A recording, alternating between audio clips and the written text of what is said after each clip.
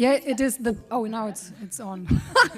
Now it's on. Yeah. Good morning. Yes. Hello. Good. Okay. Yes. All right. Then hello and good morning. Welcome to our panel on how to lead a non-toxic newsroom in and after a pandemic.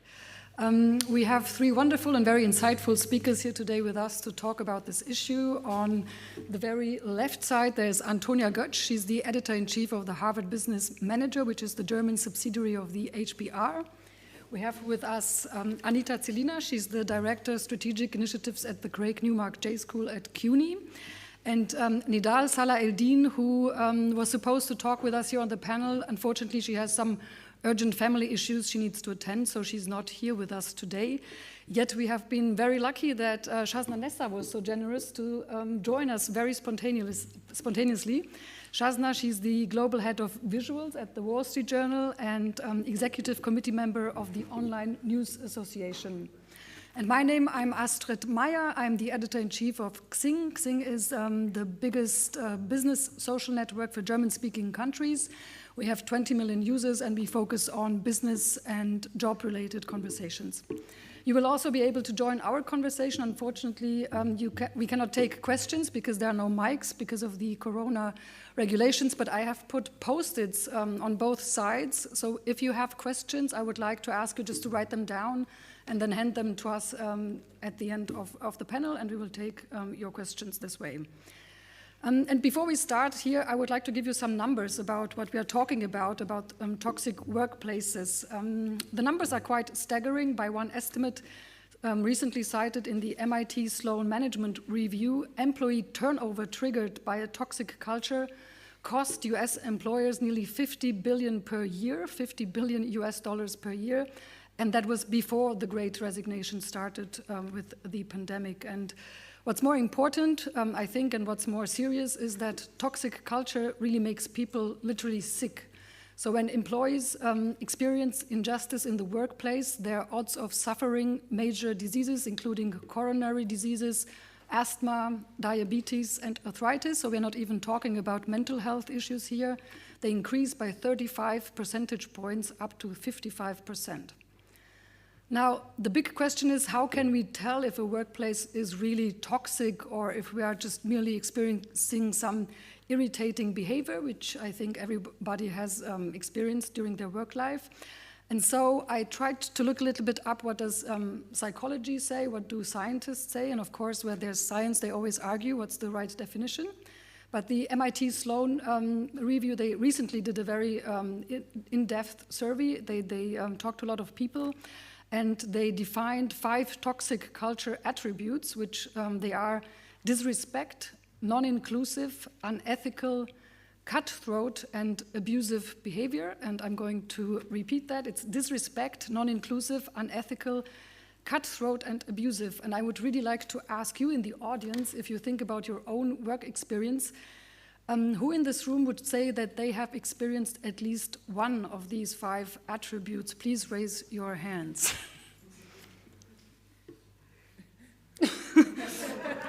Okay.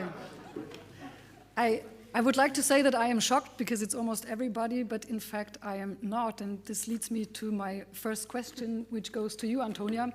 As the editor-in-chief of the Harvard Business Review, you deal with lots of different industries, not only with the news industry. What's your experience? Is the news industry more toxic than others?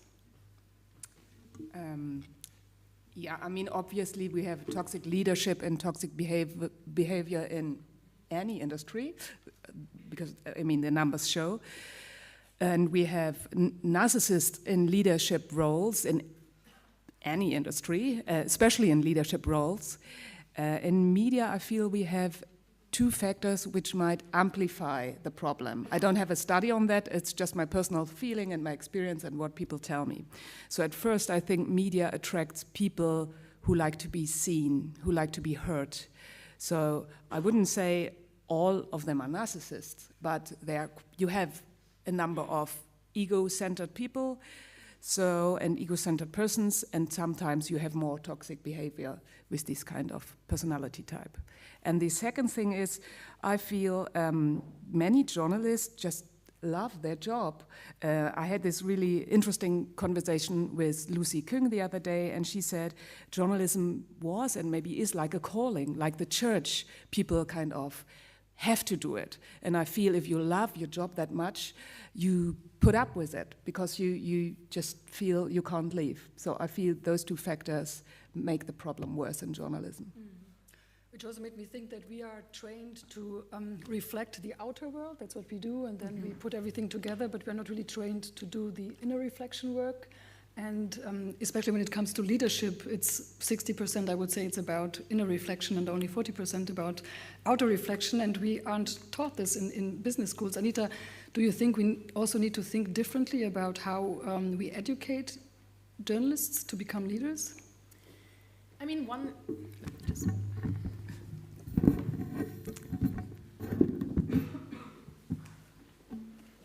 Test. One thing that I do think, and again, every industry has its issues, but I think one thing that is somehow specific to the media industry is the lack of commitment towards management development and leadership development. And I think it's pretty striking. I did an executive MBA a few years ago, and I was the class of 130 people, and I was the only person from media. Everyone else was from oil and gas and the car industry. Very interesting experience, by the way, to kind of reflect on your industry with the eyes of someone who has literally no idea about that industry. And we did some exercises, and one of them, where we kind of assessed our companies and our industries. And one of them was an assessment of capacity investment in research and development, as well as leadership development. So everyone else from all the other industries, shared numbers like, we're at like 12% R&D reinvestment and like 8% executive education and leadership development. And everyone kind of was throwing these numbers out, and I did the maths, and I'm like, well, I never get above like 0.1 or 0.21 or something like that. And it's not just the company I worked at the time, right? There is no big history of media organizations really in a structured way thinking about what leadership entails, what skills and what traits and what behaviors it entails. And I think what that means is that sometimes, people just happen to kind of fall up the ladder in a way. Like the best journalist kind of, just at some point becomes the manager or the editor-in-chief. And those people, without wanting to generalize, but those people often have big egos, and they grew up in a culture where the person shouting the loudest was the leader or was perceived as the leader. And I think that's something that the media industry has been perpetuating for a while. Shasna, you have worked in a couple of industries. You have worked in tech, in academia, philanthropy. Why do you think is this the case? I mean, we don't have money to invest in HR and professional management? So, funnily enough, I have worked in tech and academia and philanthropy, and I would say newsrooms are the least toxic places of all of those industries that I've worked in. But I don't want to generalize either, because every newsroom is different. Yeah. And also I've been in journalism for 2 decades now, so what happened 20 years ago is not necessarily what is happening today. I do think there's actually been a lot of really great training because of people like Anita and others who are teaching very basic things like collaboration. I mean, ultimately it's about culture. And I know we say collaboration a lot, it's a bit of a buzzword, but what does collaboration mean? It just means respecting one another. It means listening. So I think through a lot of digital journalism, there's no way we can succeed if we don't change those cultures, even just for the business to do the work. So I actually think that we have made some inroads, and I think that, I work right now at the Journal in New York. It's a big organization, it's distributed globally. I can't see around every corner of the newsroom. So much of it is about individuals. I think there was an old culture of shouting. I just don't understand that, this old newsroom culture where you shout to get things done. And if you bring in a young journalist and they don't know how to do things, they don't know the process, so they get shouted at. I think some of that is dissipating now, thankfully, but I do think there's room still. And I just want to also point out that something that made me really happy was when Reed Hastings, who was the CEO of Netflix, said something along the lines of, we are not hiring any brilliant jerks. This idea of the genius who is worth tolerating because the team is too important. And it made me happy because it was a powerful man saying this, because as many of us women might say things like this, unfortunately we're not really listened to, but I thought he did a great thing by saying that. And I think it's interesting to think about, for those of you who hire people or have people in your teams, like who are the brilliant jerks in your teams and are they worth it? So much of toxic behavior is on an individual level, I think. Some of it's systemic, of course, but so much of it is in an individual level.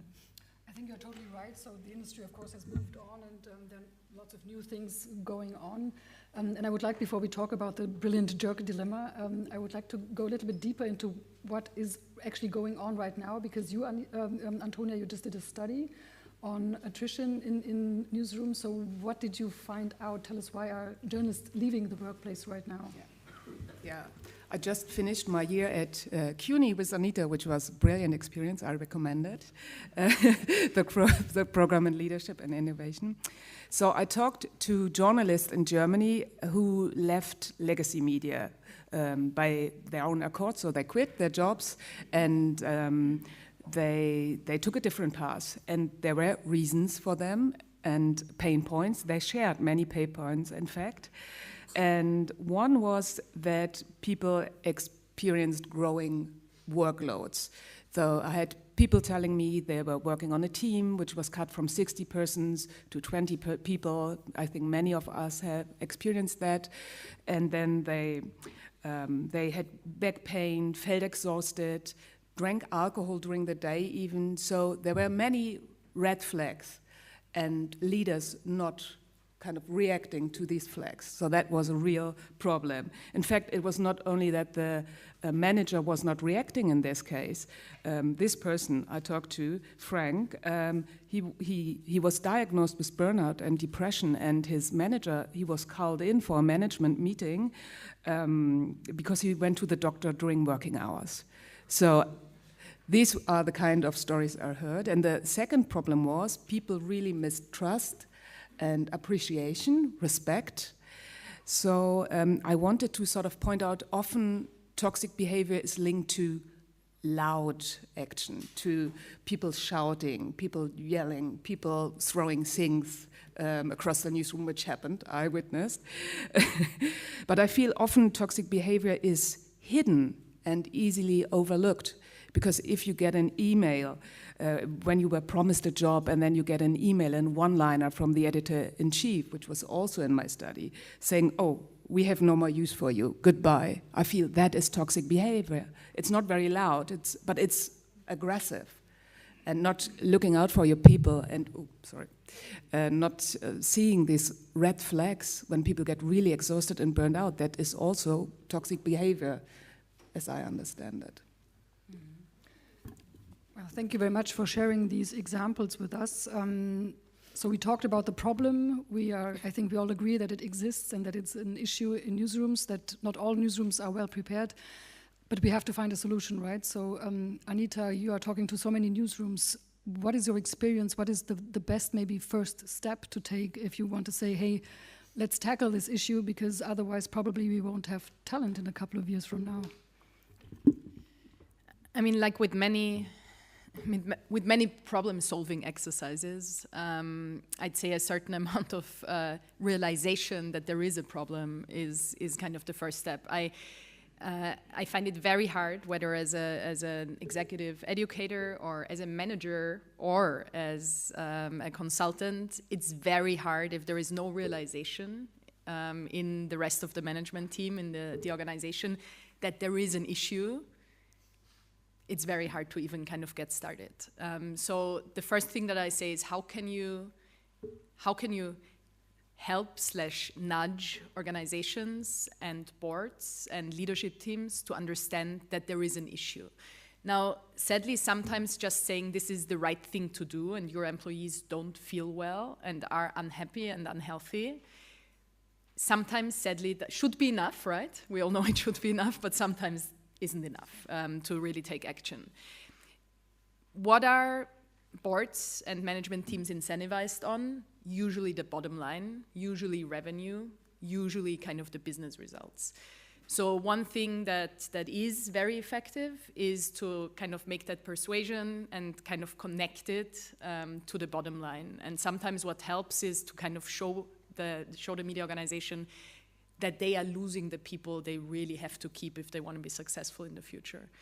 And one big difference that I feel like just kind of from me living between Europe and the US somehow is that the US, the Great Resignation is a way bigger thing in the US than it is in Europe yet. I think it will become a big thing in Europe as well. But what you can see now in the US is that even amazing jobs, well paid, it's very hard to get good folks just because it's such an employee market and not an employer's market.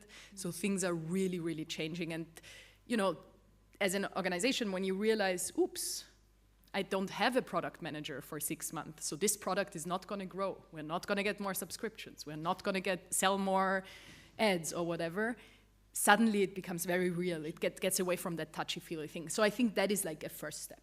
Can I just add something, please? Yes. Just quickly, Anita, you were saying what you're seeing in the US, and also there's so much unionization that's happening right now. Not legacy newsrooms, they're already unionized, but the younger digital news organizations, the staff are coming together to unionize, and we're seeing that with Amazon as well and Starbucks. So it's definitely not just journalism, but this is the manifestation of that angst. Antonia, do you think that the pandemic, it has been so stressful for all of us, do you think it has changed our conception about what one needs to endure at work in order to be successful? Oh God, that's a tough question. Because I feel the pandemic has changed our behavior and our expectations in so many ways. So I'm with Anita. I do think the Great Resignation, we will have that problem in Germany as well. And Xing had a big study. When I talk to German journalists about it or German HR, they're still like, oh, nothing happened yet. So they don't feel the problem yet. But I think it's just all the people I talk to, they have different expectations now, how they want to live with their families, how they want to work. People don't want to work 60 hours anymore. And I feel like for us, it's becoming difficult because we still have to find candidates for positions like news desk, all the positions which sort of shout, you will have long hours, no private life. And it's just the expectation of the management is often, we are just this great company and we offer you this position. But people don't want that anymore. And so I feel we really have to change how we create jobs, because nobody wants to be the person working, 10 hours a day on the news desk, just pushing stuff out, which other people have written. So I think we need more different jobs which are more about purpose and motivation. You can do this kind of jobs, but not the whole day. Yeah, that's certainly true. I think things are changing also in Europe. And as Antonia said, we did the study at Xing, and actually now the willingness to change jobs for Germans is higher than in the US. And this has never happened before because Germans are very... They like their safety. They need to have their money at the end of the month in their bank account. So this is really a huge paradigm in Germany that people say, okay, I don't care. And every fourth person is really thinking about changing their job. Shazna, we had dinner last night and you said that actually now where you work now, the journal, you feel like it's maybe one of the best workplaces where you have worked so far. So what is the journal doing differently? Why do you think this toxic culture has been resolved there or never happened? Well, I wouldn't go that far, but I do think it's. I've been at the Journal 5 years, and I have to admit I was really surprised when I joined. I had a lot of assumptions based on no facts, just assumptions going in, and it's a really lovely newsroom culture there. Having said that, it's an old organization, so there's a lot of legacy. But in the last few years since I've been there, I know that we created a new office called the Managing Editor's Office, and that the role of that office is that more of the people aspects are managed in the newsroom and not by human resources. because journalists are very unique. They have different needs. We also created a big training program. Every single day there are sessions, peer-to-peer learning. So one of my team might be talking about building a visualization in D3, and anybody in the newsroom can come and listen in. And I think things like that open up channels of transparency, channels that are more democratic. If everybody's invited, everybody can be at the table. I think also during the pandemic, we used that vehicle to have lots of conversations. When the George Floyd killing happened, for example, there was a lot of smaller conversations going on, and they were open to everybody. And I think things like that really helped. People felt heard.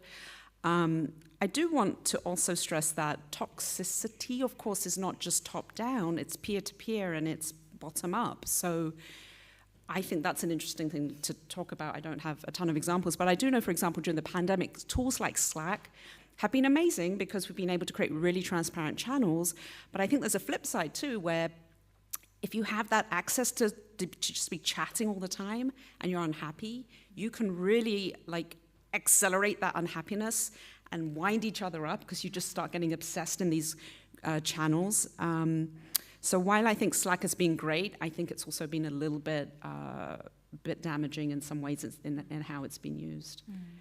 Can I briefly just build on what Jasna just said, the factor of HR? And I think one thing that the journal does differently than others from my perspective is you have a very kind of active HR and people development. So I think what I still see in many more traditional news organizations and many European ones is HR is not perceived as kind of an action, the actionable team leading the organization into the future, right? HR is often defined as kind of a service center. So HR often means there is your HR service partner, and if you take vacation, this is the person kind of, that signs the form or something like that.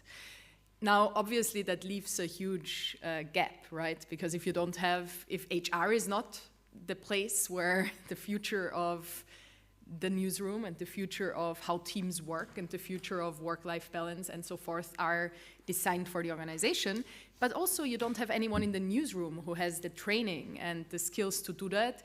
Who's doing it? No one's doing it, and that obviously leaves the organization in a bad place. And I think the decision to move things like this into or adjacent to the newsroom or merge it more into the newsroom is a super interesting one, and I see that happening in more places right now. I think too that, do I have to? No, I think too in HR, generally corporate HR, that's being transformed as well. It's not just bringing it into the newsroom. They're not even calling themselves HR anymore. There are new terms for it. They're breaking up into talent teams, DEI teams, culture teams. But that's a fascinating industry to watch because it's becoming increasingly not just about human resource management, but a much more holistic way of, you talk about it. No, I was nodding, agreeing, yes, Jasna, that's true. No, because I feel, I love the concept of psychological safety from Amy Edmondson, and I think many have heard about her, and if you haven't, read her books, really good. Because, I mean, when she started her studies, she found out I think her first study was in hospitals, and she was looking how many mistakes team made. And she was expecting that the best teams would make fewer mistakes, but it was the other way around. And then she started her studies and found out that was because these teams were talking about their mistakes. And I feel in Germany, this is just starting, this conversation about mistakes, about doing testing, trying, and I feel HR, or however you call the head of people, they're so important because there's so much change going on in the leadership, in the culture, and you need to train your leaders to sort of create this safe space. By the way, HR, who wants to be a human resource? Now, when you think about it, it's so if we didn't have COVID, we will have it now, Anita. Very cuddly here. All of us. Yeah, I think you really have to be very intentional about, and as you just said, you don't do mistakes in journalism, right? So if you do a mistake, it's a big issue. You get sued. There's lots of consequences, and we're not really trained to just try out things and then learn from it. And you said something about nudging, and I read that, for example, big organizations, they really create safe spaces for employees where they can meet and really have conversations and exchange thoughts about, let's say, when there's bullying or something toxic going on, and then they can also discuss together methods how to address this. But what do you do if this doesn't exist in your company? Because I think that puts you in an awful place. You have to do something, or you feel you need to do something, but at the same time you are taking lots of risks. So how would you go about that? Shazna? I mean, I think there are just some really interesting organizations popping up, a lot of non-profit membership organizations. So Anita and I are both on the board of the Online News Association, and that's a really, really great community that addresses this kind of thing, that's really been looking at its membership and holding sessions around mental health. We have programs around leadership, a very popular one called the Women's Leadership Accelerator. If you haven't heard of it, you should, and you're interested, it's a really great program, or Anita's program as well.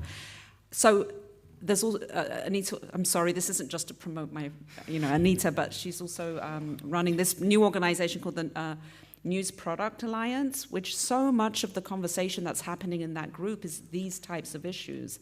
While it's about creating products, it's also the way to create products is what we talked about a little bit earlier, is about listening. You've got to listen to each other. Like, how are you going to serve your audience if you can't even listen to one another and be respectful of one another? So I think there are just, like, if your company isn't providing that for you, I think there are increasingly support centers that are popping up, certainly in the US, but you might have more ideas around stuff in Europe or elsewhere. Antonia, Anita, you want? So I think finding support networks, whether that's organizations, associations, trusted groups of collaborators, finding support networks in the organization that are kind of interdisciplinary and span various departments. I think it's so important. I would not have survived 3 years in this industry without support networks, because it feels very lonely. You would think that it already feels lonely if you're kind of entering an organization that's somehow toxic. It feels even lonelier if you come up in that organization and you're one of the bosses and you're trying to push for change. If you don't have kind of those relationships and those support networks, it's very, very hard. It's like very hard on your psychological health, and it's also very hard on your well-being. And you're also not going to have success in changing things if you don't build those alliances, whether they are inside or outside of the organization. So I just can totally second what Shazna said. And maybe, I mean, that is something that has grown during the last year, this idea of speaking up and me being a voice. Because I have to say that often I was so shocked in that moment when something toxic happened. I was so irritated. I didn't speak up because I was totally puzzled. And then now I'm more prepared to speak up for me, for other people. And I mean, Slack or other channels are a good way to connect with other people in the room and ask, are you okay with that? Should I speak up? To find this connection while you are in the meeting, and maybe find other people who could help or be a group in this meeting. Yeah, we also always had alliances, like when we knew, like some women in the newsroom, and we knew when we entered now the meeting, there will be some resistance, there will people like maybe not really in favor of our ideas. So what we always did is to discuss this before we went into the meeting and then really support each other, because I found that to be very helpful to really have these allyship. And what I would like to ask you is, of course, in the media, we talk a lot about allies and how the ones that are in power now, which mainly are white and male and older, how they need to become better allies. What do you think about this concept? And I would like to start with you, Anita. Well, I think the one big and important thing that I learned and that I try to kind of remind myself of is that the weight of allyship has to be on us.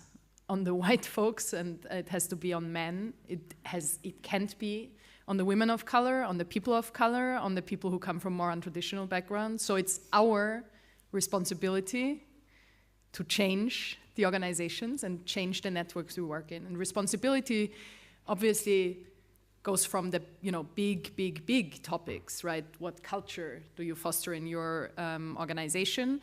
But it starts with small things like saying no if you're invited to be on an all-male panel and you're a man. It means saying no to an all-white panel. It means saying no if you are standing up if you are in a business meeting and you realize that someone is talking over someone else continuously, and someone who has the perceived higher power, usually white, male, more experienced, more connected in the organization, is continuously talking over someone. Say something, because this person the person being talked over is most likely in the weaker position.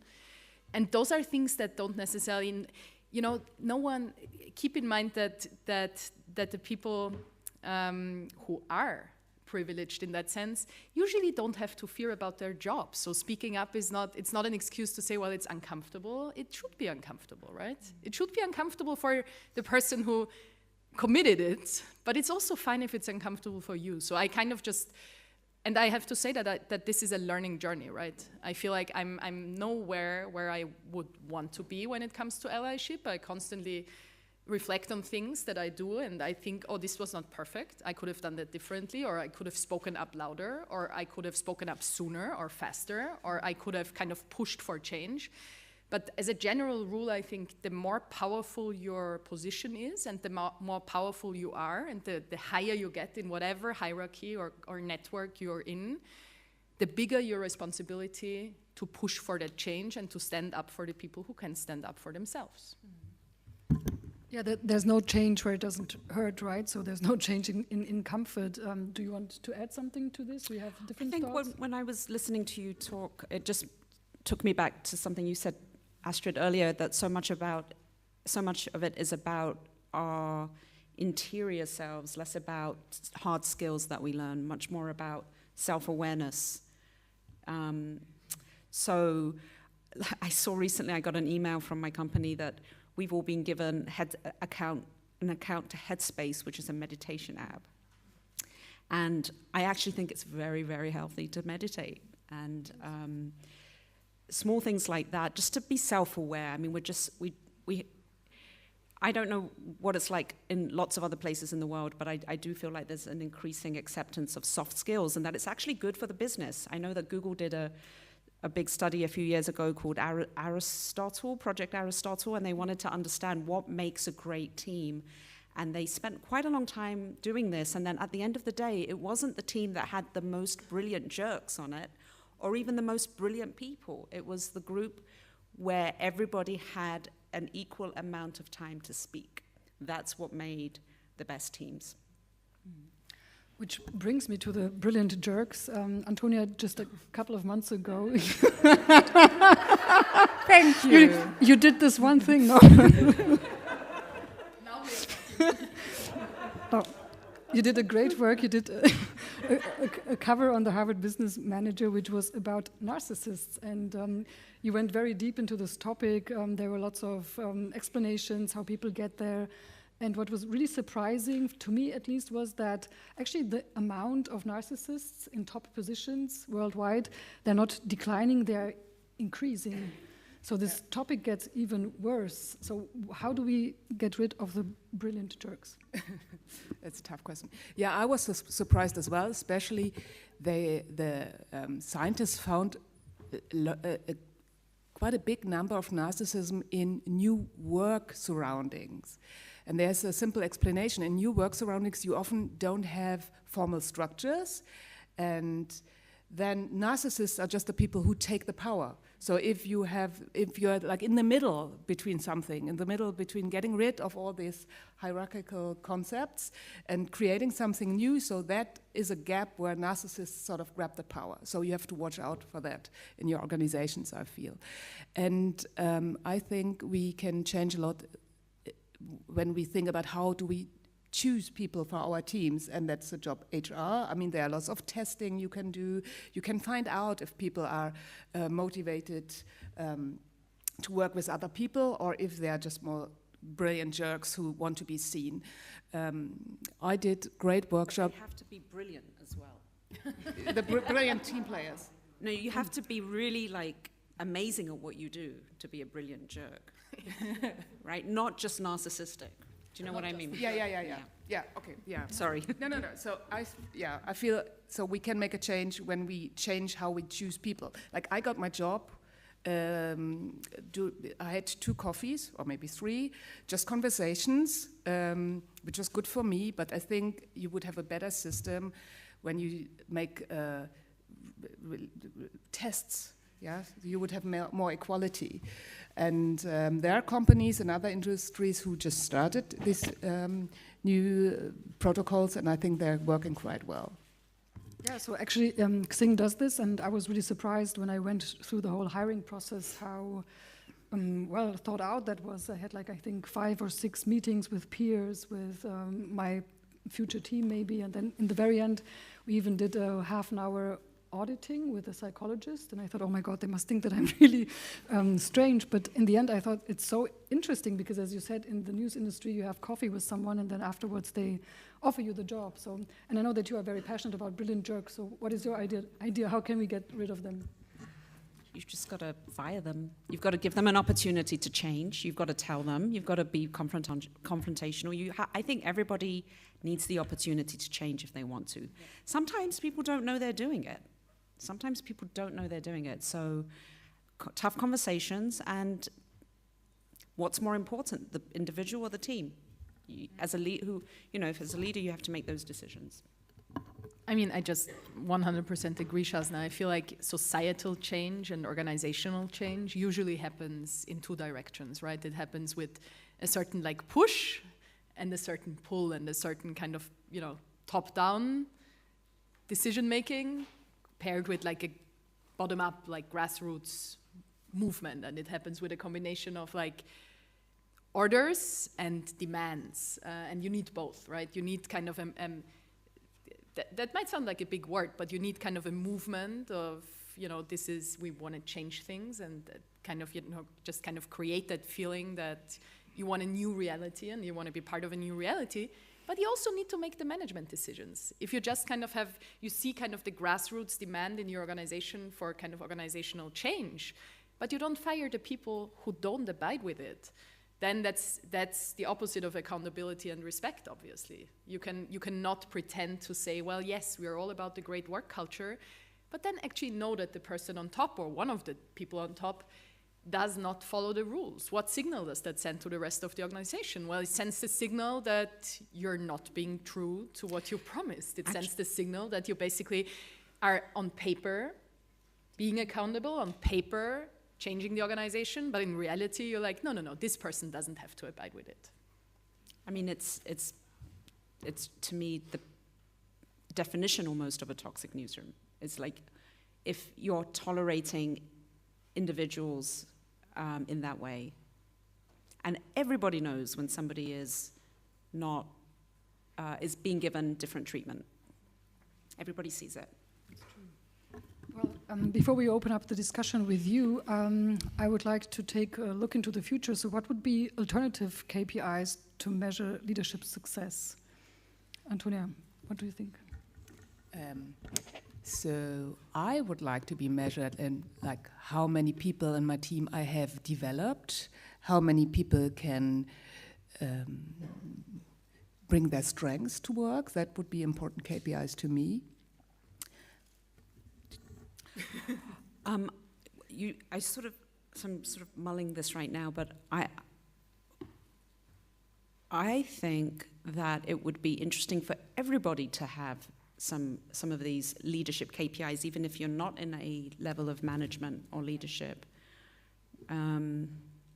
We're experimenting right now at Dow Jones with different ways of doing performance management, and there's some radical ideas too, like everybody can see everybody's, end of year write-up, or that I don't write the review anymore, for example, for somebody. They write their own review, and then we have a conversation. So it's a lot more fluid, and it's not once every year. It should be a continuous conversation.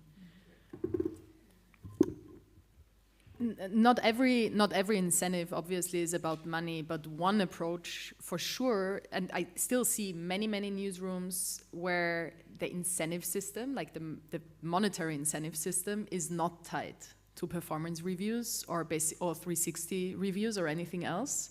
So you do them, they are kind of mandatory. You do the performance review, you do the 360, you do kind of that leadership reflection. But then it's like, oh, but you're gonna, even if it's terrible, you're gonna get your bonus anyway because you kind of reached a KPI of like 7% growth in that and that metric. I mean, what signal does that send? It's like, oh, in the really important things you succeeded, and that kind of touchy-feely, like, leadership thing. Yeah, we kind of do that because we have to, but it's not really that important. It doesn't, it's not connected to basically what you're earning and what you ultimately get as a bonus. So I think changing that and making this connection is actually also important. Well, thank you very much so far. And I have seen that nobody picked up the post-its you did. Okay. So do you want just to bring us the questions and I will read them out? And I think if you still have questions, you can also just try and tell me the question. I will repeat it so that people on the stream can also hear it, and we will answer it anyway. So first question is, any advice for freelancers dealing with a toxic, probably workplace? And please write so I can read it. Editor. Okay, editor. As freelancers, you are often in a very imbalanced power relationship. Yeah, that's right. Do you have any thoughts?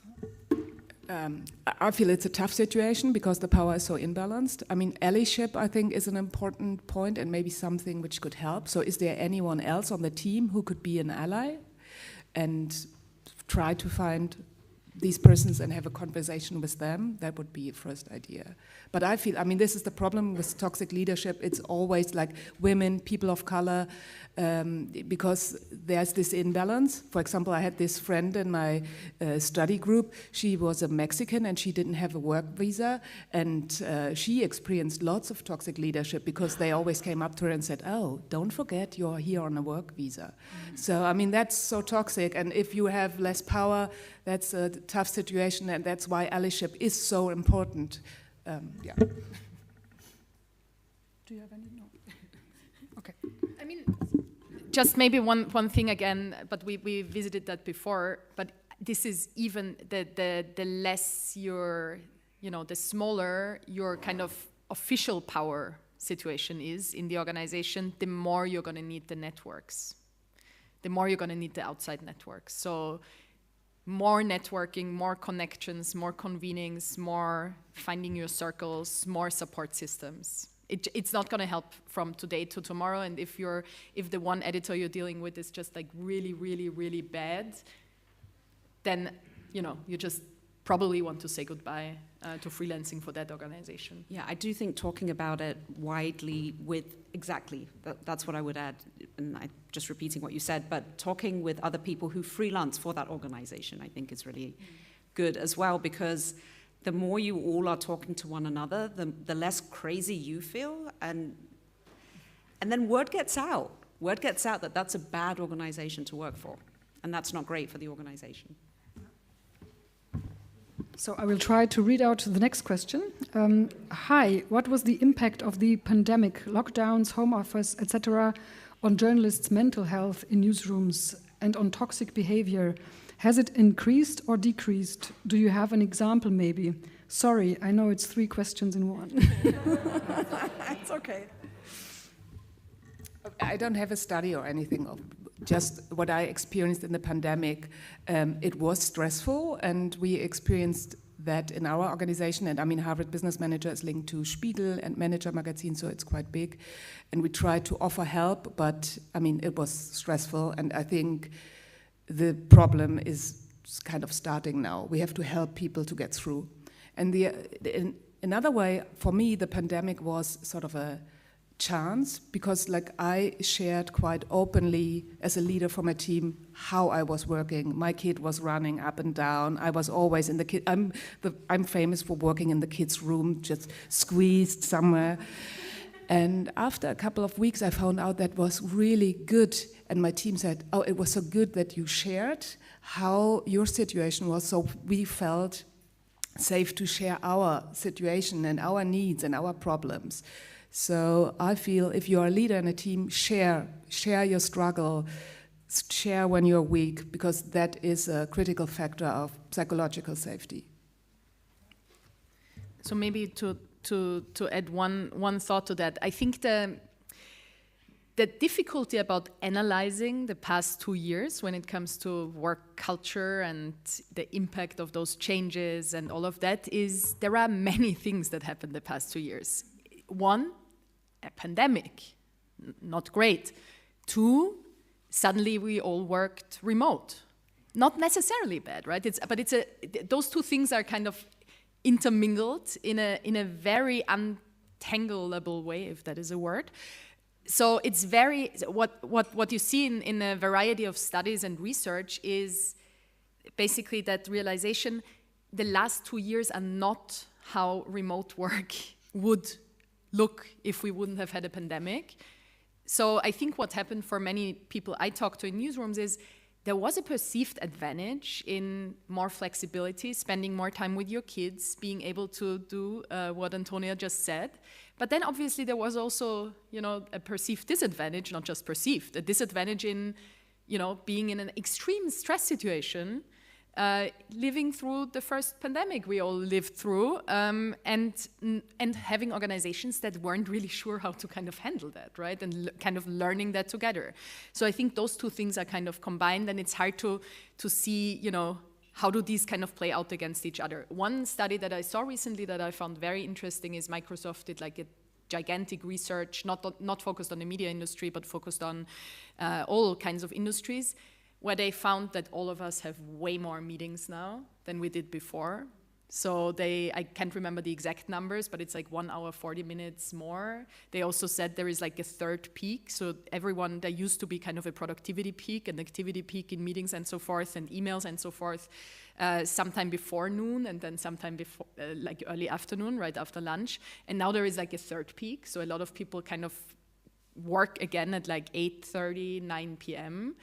Is that per se a bad thing? Well, it is if it kind of ends up being super stressful and more. But if you just choose to kind of leave the office at 4 or 3:30 and then say, well, I'm flexible now to do my work at night, it doesn't have to be a bad thing. But I think it's going to be really interesting to see that when that research goes deeper and when we analyze what was actually good and what was bad and what is changing now that organizations are kind of forcing/gently persuading us to go back into the newsroom and into the office. I mean, there have been several studies that found out that mental health globally has really gone very bad. Like people are really stressed out and depressed, and you might want to check the Reuters Institute for the Study of Journalism. They did a study specifically on newsrooms, and I think, not surprisingly, in the newsroom, of course, mental health is also getting a bigger issue because it's doing globally in any industry. Are there any other questions left? If you have a question, please raise your hand. Sorry, it's a follow-up question. Okay.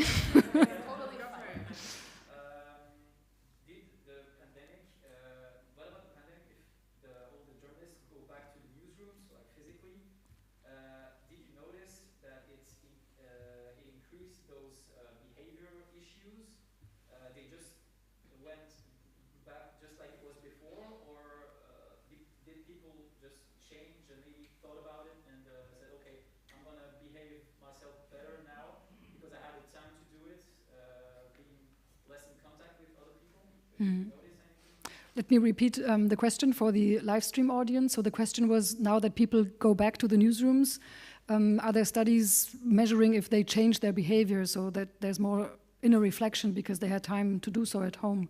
I don't know, does any of you have read something about that? I think basically it's too early. I mean, we are just starting to go back now. And, but I feel, I mean, that's a big opportunity to really change habits. So what I'm discussing with my team is like, how do we want to create this hybrid workspace? I feel that if many people work from home, there's a need for like team meetings, day-long team meetings to have these conversations. And I mean, I had lots of tough conversations during the pandemic about if people are vaccinated or not vaccinated, and to kind of moderate these personal issues.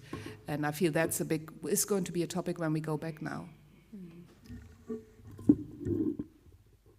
One thing that is kind of adjacent to your question is, what's going to happen if all organizations are now like, okay, let's go back?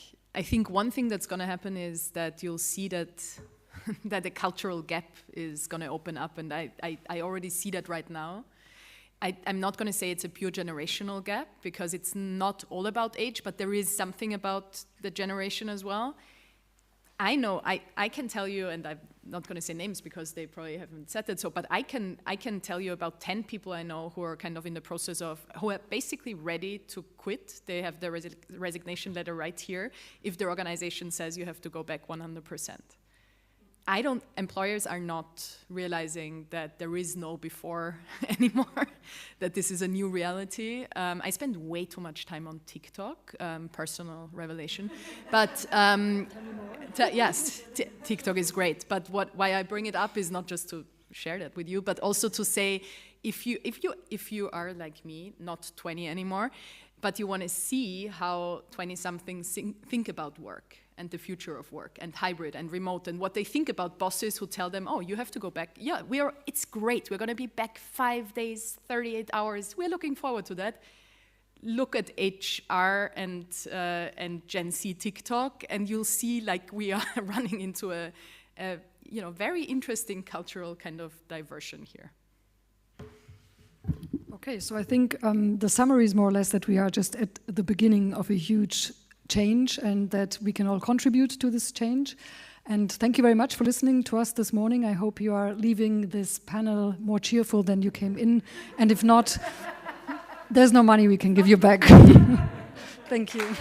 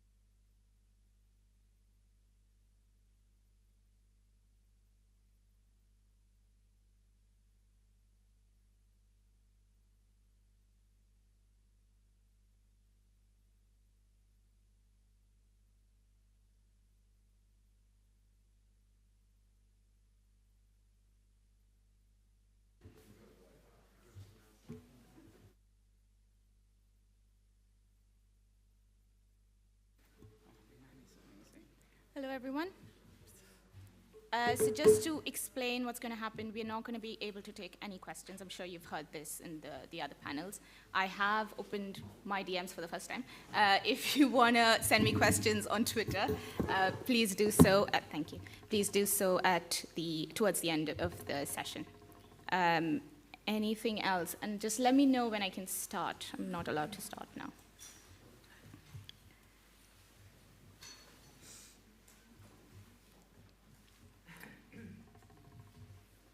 All right. Hello, everybody. Welcome to the third day. So I've been here for the first time, and it's been an absolute pleasure to be part of the International Journalism Festival and in Perugia. So today's panel is about a sustainable future of newsrooms. My name is Shweta Bhandari. I lead the digital growth program within GNI, that's Google News Initiative, for Europe, the Middle East, and Africa. So what we're going to do here today is I'm going to kick off with a couple of questions. Each of the panelists will give a quick introduction themselves, and then we'll start rolling. And again, if you have any questions during the session, just DM me, and I'll keep reading them out if I can figure out Twitter by then. All right, so the way people consume news and digital information continues to evolve. Newsrooms, whether print, legacy, broadcast, or digitally native, are evolving faster than expected. So how much of this change is actually sustainable, and for how long? So this is what we're going to be talking about today and delving deeper into. Again, thank you to the IJF for giving me the opportunity to be moderating a panel made of absolutely incredible women. To my left, I have Tara Lajumoke, Managing Director at the FT Strategies, which is the sister firm of the Financial Times.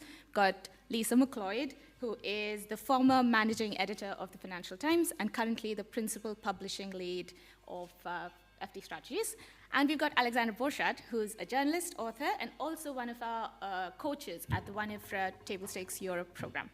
So together, we will be dissecting the challenges newsrooms face today, the skills they need to foster them, and to remain a viable contender in this particular space. So delving straight in, what is, according to you, and anybody can take it, and maybe we start with Tara, what do you think, according to you, are the most important factors, in your view, that make a news organization sustainable and almost like future-proof it? Yeah. I don't know if I have to have this pointing. Thank you so much, Shweta, and thank you to the host of the conference for having me on the panel with these amazing forces. And also thank you to all of you for taking time out of your schedules to listen to us and hopefully share with us as well. I lead a consultancy which helps media publishers to build sustainable organizations. So to figure out how to continue to fulfill their long-term missions, whether it's providing independent quality journalism or trusted facts and insight to the societies that they serve. So when I was reflecting on why I was so excited to be asked on this panel, I think for me, two things. One was the business dimension, which is this clearly speaks to the work that we've been doing with, to date, over 200 organizations, everyone from local news publishers to digital natives to international media institutions like the FT. But also, for me, it's quite personal as well. I sit on the board of the Bureau of Investigative Journalism, which is a fantastic non-for-profit organization that holds power to account. So the team of fantastic investigative journalists literally risks their livelihoods and lives to provide everyone with trusted insights and to help people understand how to hold power to account as well. I was born in northern Nigeria, and some of you might know in that part of the world, journalism is under attack. And there are, again, many journalists who are literally facing life or death decisions every day to try and provide us in diaspora and around the world with insightful journalistic content, so personal as well as professional. Do you want me to answer the question now or move on to, okay, sure. So what are the most important factors? My goodness, there is a very, very long list, as you can imagine, but I've got such distinguished minds on me, so I'll keep it to two, as I'm sure they will cover many more. I think, for me, the first thing really starts with customer centricity. And we were having a debate earlier over breakfast around, is it reader centricity, is it customer?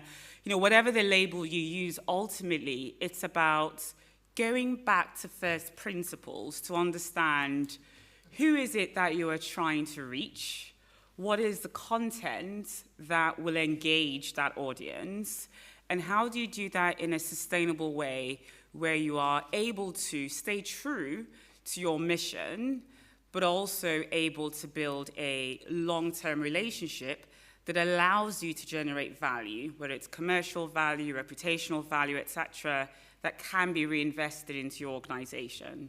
So as an example, we work with many publishers, and some of them are predominantly advertising-centric in terms of their revenue model. And we often say, there is no panacea where it's, it's all about maximizing advertising or subscriptions or donations or events. It is about being able to build a diversified revenue portfolio that allows you to thrive. And to do that, you need to understand who is helping you generate that revenue. So if it's about subscriptions, reader revenue, who are those readers? What do they care about? How do they consume your content? When do they consume your content? Same goes for advertising. How can you differentiate your proposition in what is an increasingly competitive advertising landscape?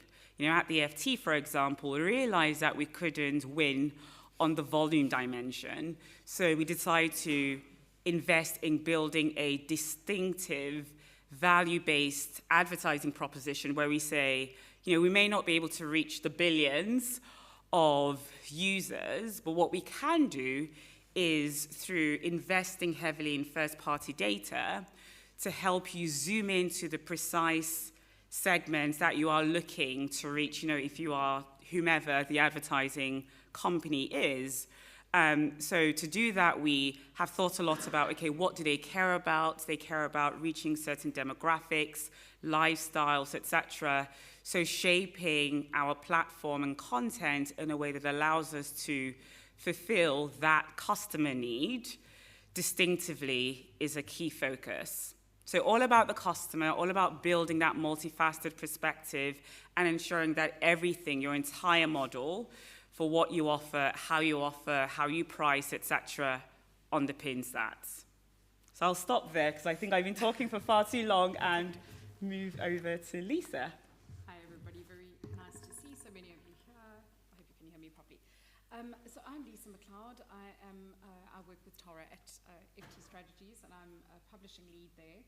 So it is my second tour through the Financial Times, which I'm delighted about. The first one was 12 years, doing many various roles, including commissioning editor, I was assistant editor, I was managing editor at the FT, and it was very involved in a lot of the print to digital transformation programs. So I've had a frontline seat, I always say, at one of the biggest, I would say one of the most substantial print transformation.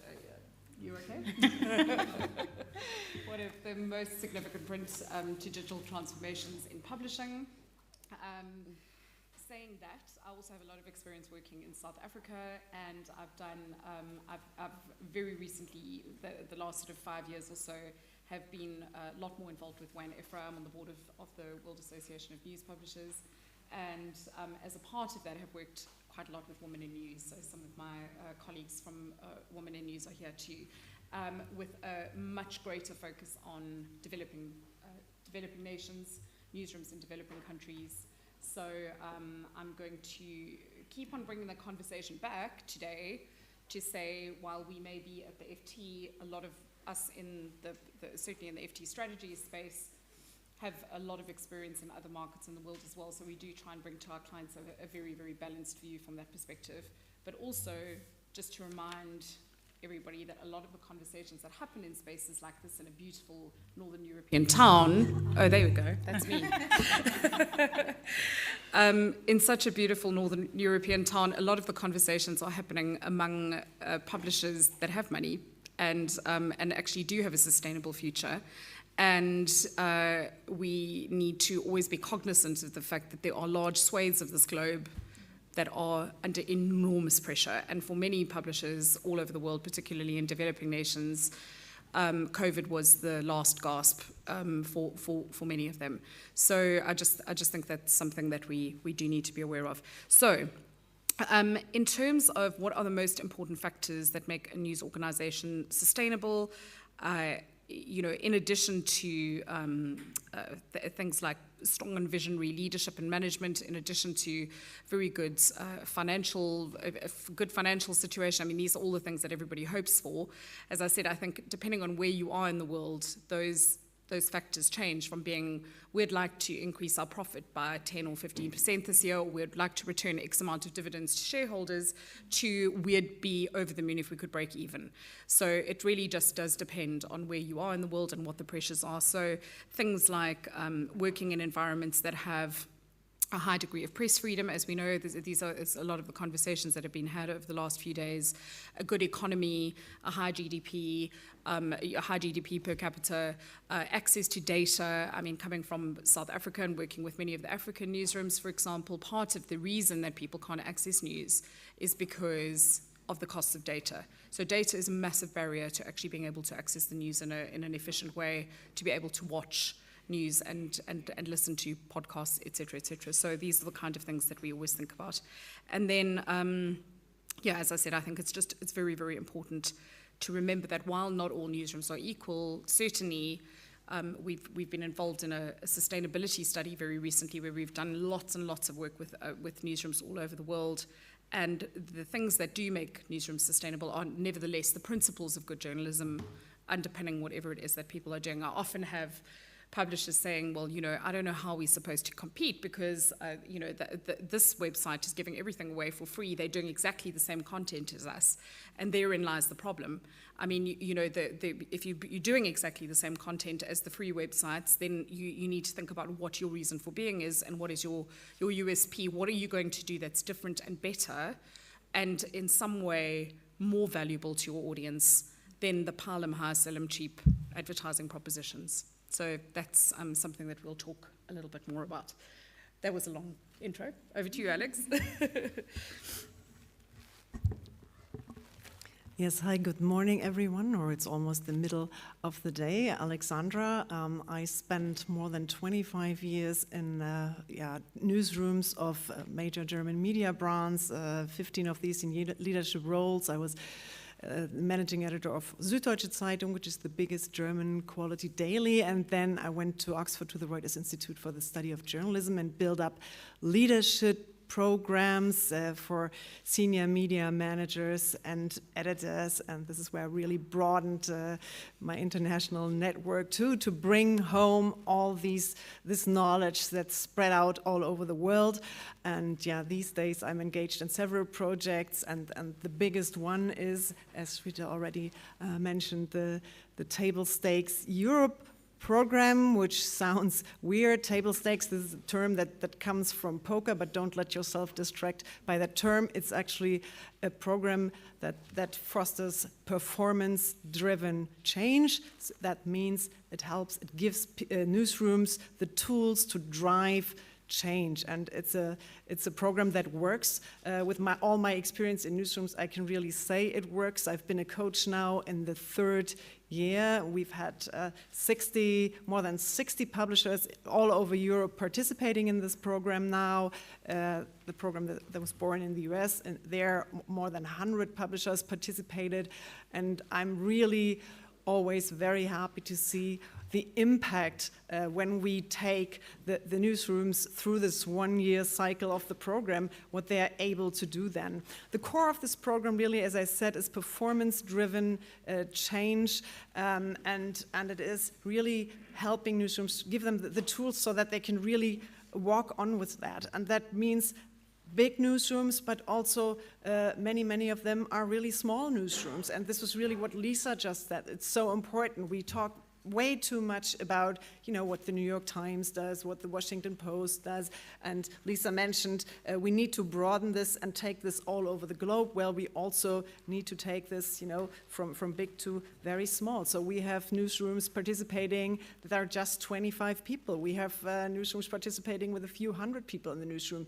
and everyone is able to drive change. This is really the core lesson that this program has already also taught me. You can start from a very different perspective. And now I'm getting to the things that are important to drive change. It's actually the willingness to change. And no matter where you are in the hierarchy, whether you are the CEO or you are just a team leader somewhere, everyone can start to drive change, and that's an important lesson. But you have to know, you have to build allies, you have to build winning coalitions, you have to start to experiment and really to create little success stories to convince others. And this is really about building coalitions inside an organization to drive the change. And when you have all these small success stories, you can walk up to your CEO or to your next boss and say, look, this works. Don't you want to try this with us? So it's more like it's a possibility also to drive change from maybe not the bottom of the organization, but change within the organization to win over people. But that's the willingness to change is not the only thing. You also need the tools.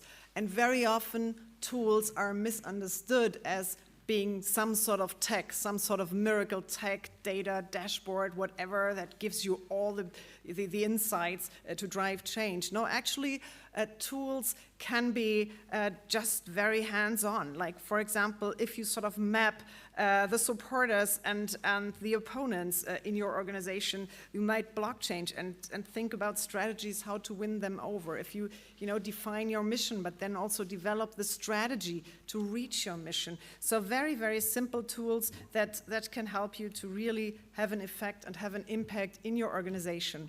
I think the most important thing, obviously, is the audience centricity. We already talked about that, but willingness to change toward that audience centricity or customer centricity is really key to change. Thank you, everybody. So now, I think each of you have touched on the idea of a local newsroom and a large newsroom, and often it gets muddied. We kind of group everyone together, and the challenges that the local newsroom faces versus what a larger newsroom faces is quite different. So where do you think there are synergies, and where do you think there are differences? So in terms of organizational challenges, in terms of innovation, it's not always resources. So what do you think are some of the major factors where the two differ, how a newsroom operates from a local perspective versus a national, international news org? Anyone can take it, whoever wants to take it. Lisa? I don't mind. I can have a little comment about it just to start. I mean, I think leadership and management is most certainly a thing. It's a really interesting question because we've spent a lot of time thinking about how to actually divide up newsroom types and different kinds of organizations, whether that is through the way that they actually make money. I mean, is a membership organization very distinct from an organization that is very advertising driven? I think there are commonalities across those, but a lot of thought is going into trying to understand the difference between these and what drives them differently. I mean, I think I don't think you can have that discussion when we think about, say, for example, local and national or big and small without thinking about resources and the extreme difficulty that is faced when attempting, for example, to deal with declining print, if that is a very big revenue driver or perhaps a traditional broadcast organization to become a lot more of a digital organization. I have seen time and time again, the way that companies are owned has a great impact on how they are run. I've seen many occasions where, for example, publicly listed companies that actually do have shareholders taking a lot of profits and paying it out in dividends, for example. Now, that's all well and good because that's what shareholders want. But to actually effect transition properly, there is a period, and sometimes a very lengthy period of reinvestment. And that is something that doesn't routinely happen in this industry. So when the money is going out the side door, back to the investors, the newsroom ends up suffering at the end of the day because basically that investment is not going back into the newsroom. So differences are endless, really, I suppose, in terms of staff, in terms of capacity building, in terms of skills, in terms of ability to hire, in terms of ability to attract talent, in terms of the actual investment that's sitting, in terms of the tools that are available to people. But the successful newsrooms, regardless of size, are organized, very focused on their mission, as you said. I think that those are things that we see, big or small, understand their audiences very well and understand their mission very, very well and are able to deliver that very well. So whether that's a membership organization or a reader revenue or even advertising. I mean, we're all saying, well, advertising is dead. There are plenty of publishers that are making a lot of money out of advertising still because they understand their audiences and they're selling their advertising in a very spectacular way. So, that's no bad thing if it's going to work either. Yeah, Lisa mentioned a very important point where definitely larger newsrooms are at advantage, and that is attracting great talent, bright minds, and we really can see a talent crisis all over the industry right now. And obviously you need the right people, and not only that, bright minds, but you also need a diversity of people from diverse backgrounds to really contribute. This all said, I've seen small newsrooms being very successful because they are just more agile, they are faster, they are more driven because also they have a lot more pressure very often, whereas, I used to work in major media brands, there's a certain sense of self-satisfiedness around key players who feel like, we'll be the winners anyway. Whereas with smaller newsrooms, they feel, if we don't change now, our very existence is threatened. So let's try this, let's try that. And I've seen so much innovation in small newsrooms because also there's a much higher degree of humility about, we really need to understand our audience's needs, whereas in larger newsrooms, it's much more like, we are used to our audiences coming to us, not us going to them. So really there's a lot said about small newsrooms. Obviously, it's not all bright and shiny because reluctance to change is anywhere. There's always a certain percentage of people who love change. Then there's, the majority of people feel like, I might want to change if, it makes sense to me, if it's explained to me, and if it's actually, I see it work. And then there's a small percentage of people who are really adamant against change, maybe because of certain personal experiences, whatever, or maybe they've seen like millions of change processes already. So the key is really to win over that broad percentage in the middle who are maybe undecided with a clear message, with clear performance indicators, and with success stories. And you can do that in any newsroom. You don't need huge tools and resources. You just need a lot of willingness to change and to set your mind to it and understand your audiences. Thank you. I'd add one more thing, which is around the ability to collaborate. And actually, I think that that's something that smaller newsrooms have an advantage on. So we see often in a lot of the larger organizations that we work with quite deep silos, specialties, which then manifest as specific departmental agendas, right? And we know that sustainability is a multifaceted, a complex problem that requires a broad range of skills. So your ability to come together, despite your specialisms or departments, to actually focus on solving this complex problem is critical. And we try and work, for example, the work that we do with GNI, Cinema to Table Stakes, working with publishers to help them build sustainable business models, whether it's Subscriptions Lab, where We help them accelerate the growth of their subscribers through to newer programs like Audience Diversity Academy, where we help them reach new groups of readers, whether it's younger readers, female readers, etc. A lot of the time, we approach that program with a transformational, almost a bit of a change management lens. And one of the things that we have done quite successfully is this sense of a North Star goal, so making sure that everyone is focused on the same goal. Again, larger organizations far often have, departmental goals that sometimes conflict, right?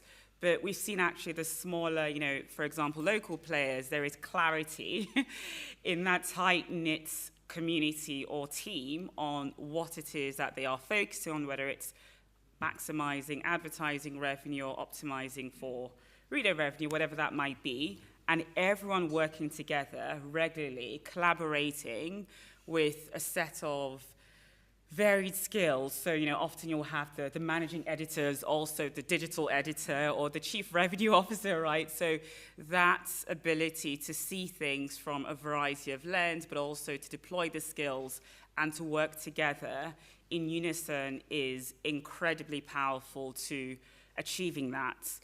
And large organizations can do that as well, despite some of those structural constraints. So one of the things that we say is, and the FT did this quite successfully, is having mission groups.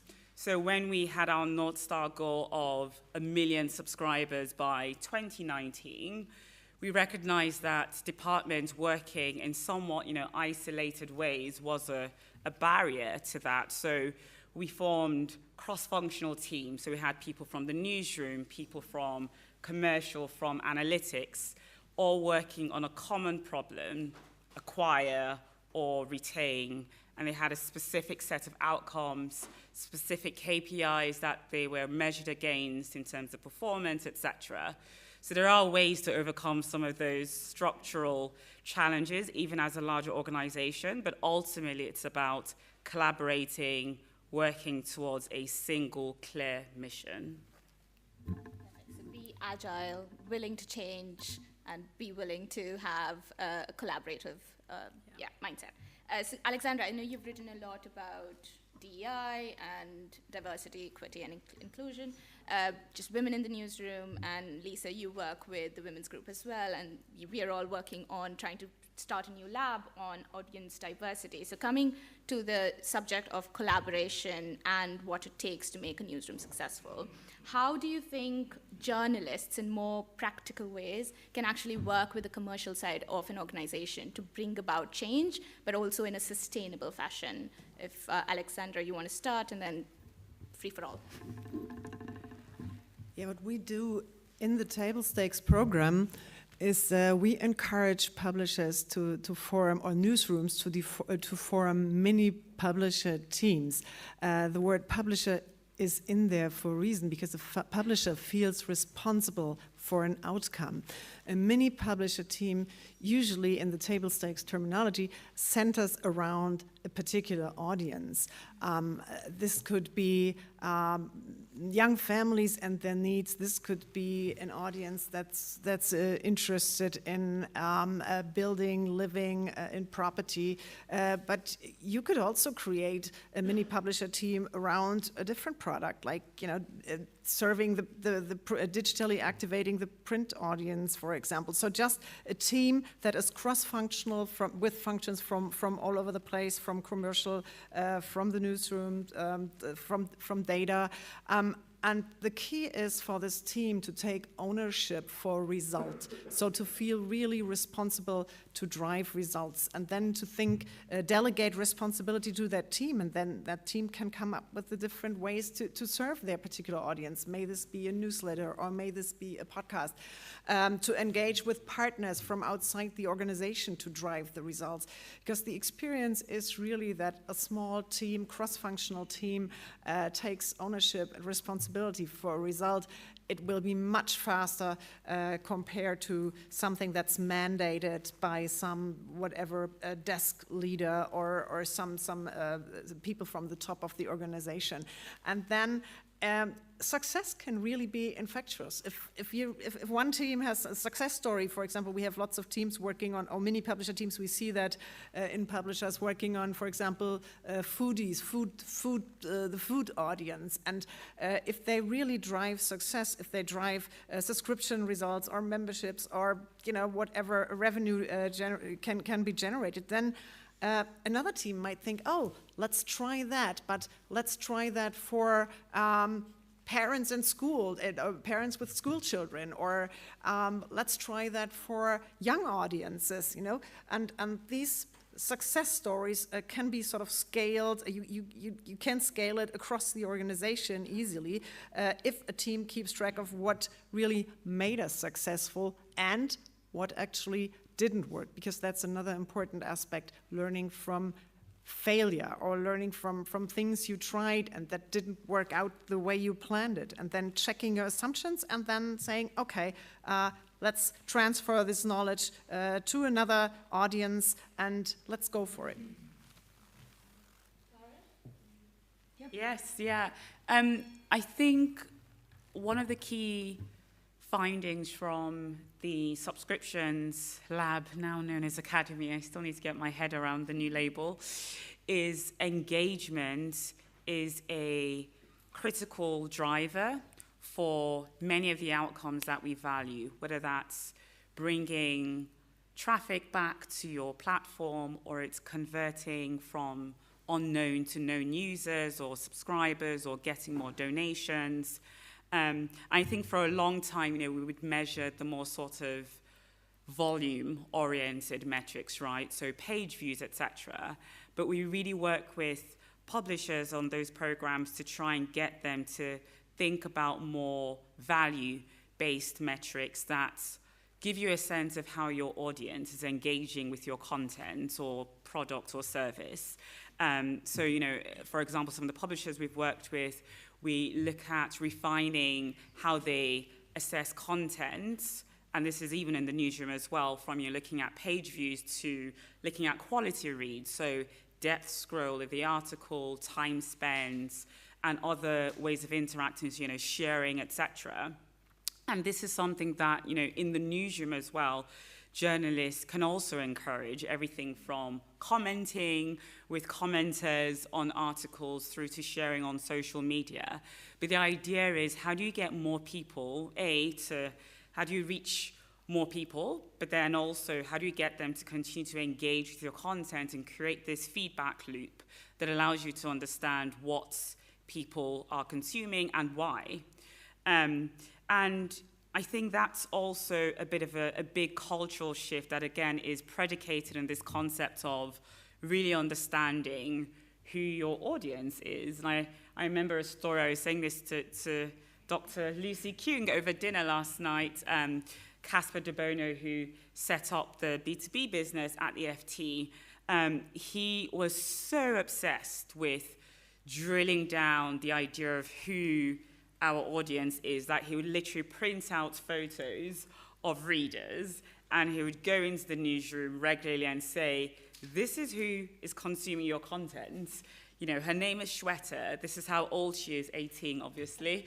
This is what she does, and these are her habits and her life goals. And it's amazing how there is that big discrepancy between thinking about a particular persona as a content creator and actually being faced with the reality of who that person is. And of course, we need to be very careful of not suggesting that we interfere with the sort of, principle of independent journalism and staying true and, having that integrity.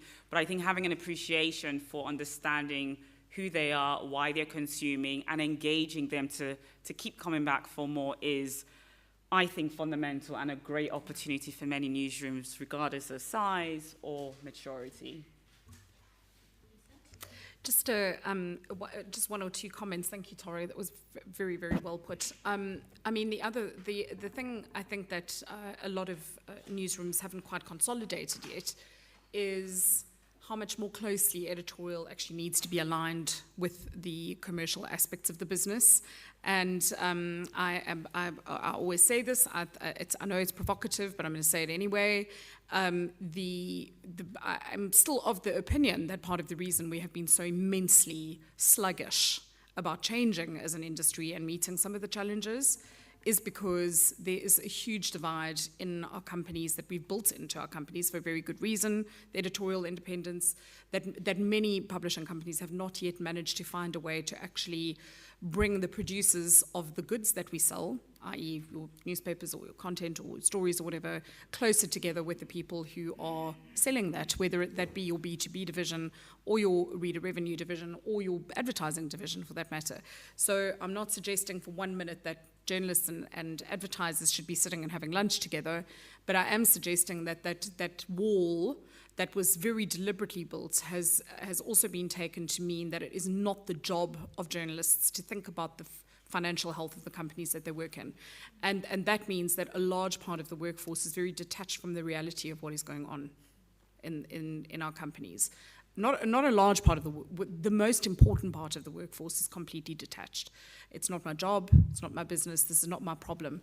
And as a result of that, there's often a lack of cooperation. And as you said, Tara, these deep silos emerge. It's very, very difficult to get people. So when we're talking about mini teams or we're talking about missions, editorial has to be very, very closely integrated into those mission groups, right from the word go, right to the end of that process, whatever that may be. If it's a project, if it's a new structure that's being set up, editorial has to be intimately involved with finance, with sales, with product, very, very importantly. I'm sure many of you went to the Millie Tran conversation earlier this week about the importance of product being very, very central to this. And then just very quickly, the other thing is, the second part of that is, if we can get editorial to collaborate and collaborate much more closely with the rest of the business, for editorial to be very heavily involved in the financials or the commercial reality of the business, the next thing is, how do journalists actually contribute to that? So when we talk about KPIs for journalists leading to the overall goal or mission of that particular company, how do you measure what it is that they are doing? And I think this is where Tara made such a great point about value over volume. We have for a very long time told journalists that it's clicks, right? So we've worked with a lot of clients that are completely click focused, and you know, in many situations, but the biggest fears did come true. If you're going to chase clicks, you are in a race to the bottom for quality, and that has become true for many publishers. Now we're sort of changing the message and saying advertising has just gone off a cliff. Digital advertising is a very, very dangerous game to be playing right now. We've got the death of cookies coming up because of the privacy concerns. So what is going to be next? We need to focus back on the reader. We need to focus back on volume. On value, get away from the volume metrics. So how do you inspire journalists? And I think that it's quite a big change in the messaging, but also a very, very important one, because we actually are going back to quality. I mean, this is the thing. This is really about switching back to quality and thinking about how to really, really create audiences that are valuable audiences, not pile them high, sell them cheap audiences. It's better to have one reader consume 5 pages. That's the essence of engagement. Than have 5 readers consume 1 page. Okay, you're going to get the same amount of page impressions, but the engagement is that much more valuable at the end of the day. That was my short comment on that. Love this question. I got called 18 years old again, so I'm like, I can be done now. So speaking of product, Lisa, because you brought up a very good point. What do you think, and this is for anybody, what do you think the role of data is within the newsroom? You know, whether it's analytics, the data integrity, the governance around data. How do you think that becomes a factor with respect to just building a more sustainable newsroom or news organization? I mean, I'll start quickly and then I'll pass over to Tara. I mean, I think it's absolutely important. Again, thinking about the different size newsrooms, one of the things that's very important is to understand, for example, I know Tara I'd like Tara to speak a little bit about some of the Financial Times metrics like RFE, for example, how we've used those to actually drive to 1.2 million subscribers.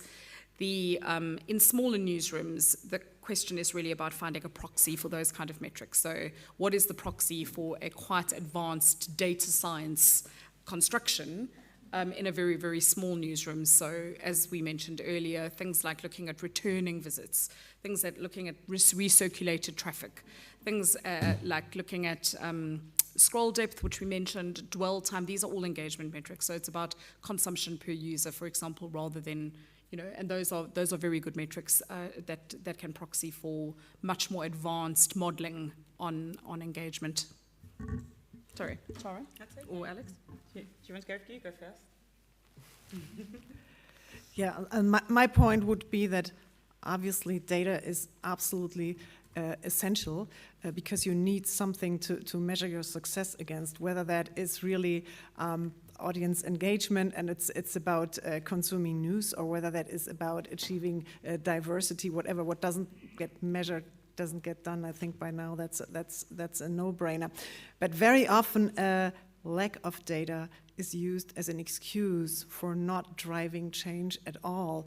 And I would, particularly those of you who were from small newsrooms, I would really advise against waiting for the perfect data set before you start driving change, because actually observations can also be data, or if you study your audience's needs, you can interview people from your potential audience. And so there's much more to data than just the perfect data set that is really for a large newsroom. That's of course a luxury, and it's absolutely essential, but really don't wait for the perfect data set. Completely agree. I think that is such a crucial point. I think often we overestimate the level of sophistication that the data needs to have.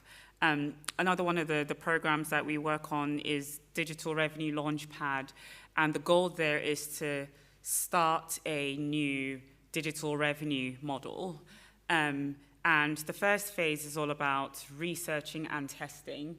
I think the assumption, particularly for the smaller publishers who join, is, like you said, we haven't got the level of sophistication that you'd find in the bigger organizations. But actually, many times, even at larger organizations like the FT, we will do very simple tests, FT edits, which is our attempt to reach new audiences at a different price point. We called up 30 people and we spoke to them. We work with many publishers who say we have a churn problem and we need to analyze our propensity to churn model and do this and do that. And we're like, just call up your lapsed subscribers, ask them why they stopped engaging, or call those who've left. You find out so much from those qualitative conversations or observations. So to me, data is not, because we often say data-led. I think it's a guide. I think it's inspiration. But I think there's always a role for testing, for discussions, for intuition as well.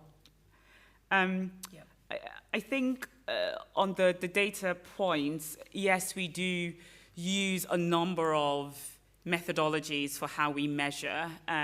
We always say you have to measure what's important. You can't change what you don't measure. So there is a whole plethora of ways to do this. But as an example, one of the popular ways that we use is recency, frequency, and volume, RFV, which I'm sure some of you would have heard. And it's our attempt to try and understand how audiences are engaging with content. So how recently they consumed content, read an article, etc., the frequency of that, and how much of it. And each user is giving a score, and we actually have a particular score which signals to us as soon as a particular reader goes below that there is an increased probability of them churning. So that is, in a sense, a sort of catalyst for then thinking about, okay, what are some of the campaigns we can run to try and get them to consume? But ultimately, again, it goes back to the question of why. Why have they stopped consuming as much? Why are they scoring lower than the average? So I think having those insights is absolutely important. And the final thing I'll say on data is yes, the sort of process is important, the measurement and the metrics are important, but for me, the mindset is key. And I think having that appreciation for understanding what's happening with your audience, with your customers, and thinking about ways to respond to that, because data often tells us what the problem is, what the opportunity is, but your ability to be agile about thinking, okay, what does this mean, whether it's regarding to pricing or the content or the channels, is as important. Yeah, I would like to add one more thing that is important, because data should be simple to understand, because the key thing is data needs to be used. If you have the most complicated metrics, fine, but if no one understands them, and even worse, if no one uses them, then you are lost. So it's really, really important to make it easy, accessible for everyone in the newsroom to understand what are the metrics and how can I act actually on them. That's it, and I'll make one final point and then pass on. That's a good point. So one of the things that we do at the FT is we send out every single week an audience engagement, I'm sure that's not the title, email to the entire organization, including the newsroom, and it has some of the interesting metrics for that week. It's called What We Did Well this week. What we did well this week. Thank you. A lot more simpler. What we did well. And it's so insightful and so powerful, right? So as you say, there are all these metrics that we have, RAV, lifetime value, etc. We just try and strip it back to its basic principles of, most viewed articles, articles with the highest quality reads, most shared articles. And we also talk about the implications of that as well. We're seeing more and more people engage on podcasts for a particular theme. So it's informative. So the point about making sure it's used and embraced on a day-to-day basis, I think, is really important.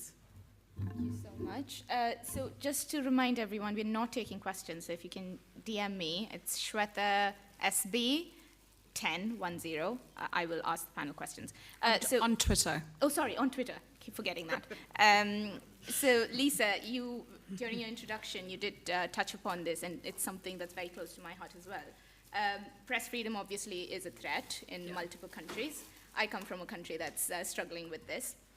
But there seems to be a lot of focus on the global north and, everything that's going on in the US, or, we look at certain countries in a certain way and talk about newsrooms there and the way they are struggling. But there's a whole part of the continent that, the world that gets ignored.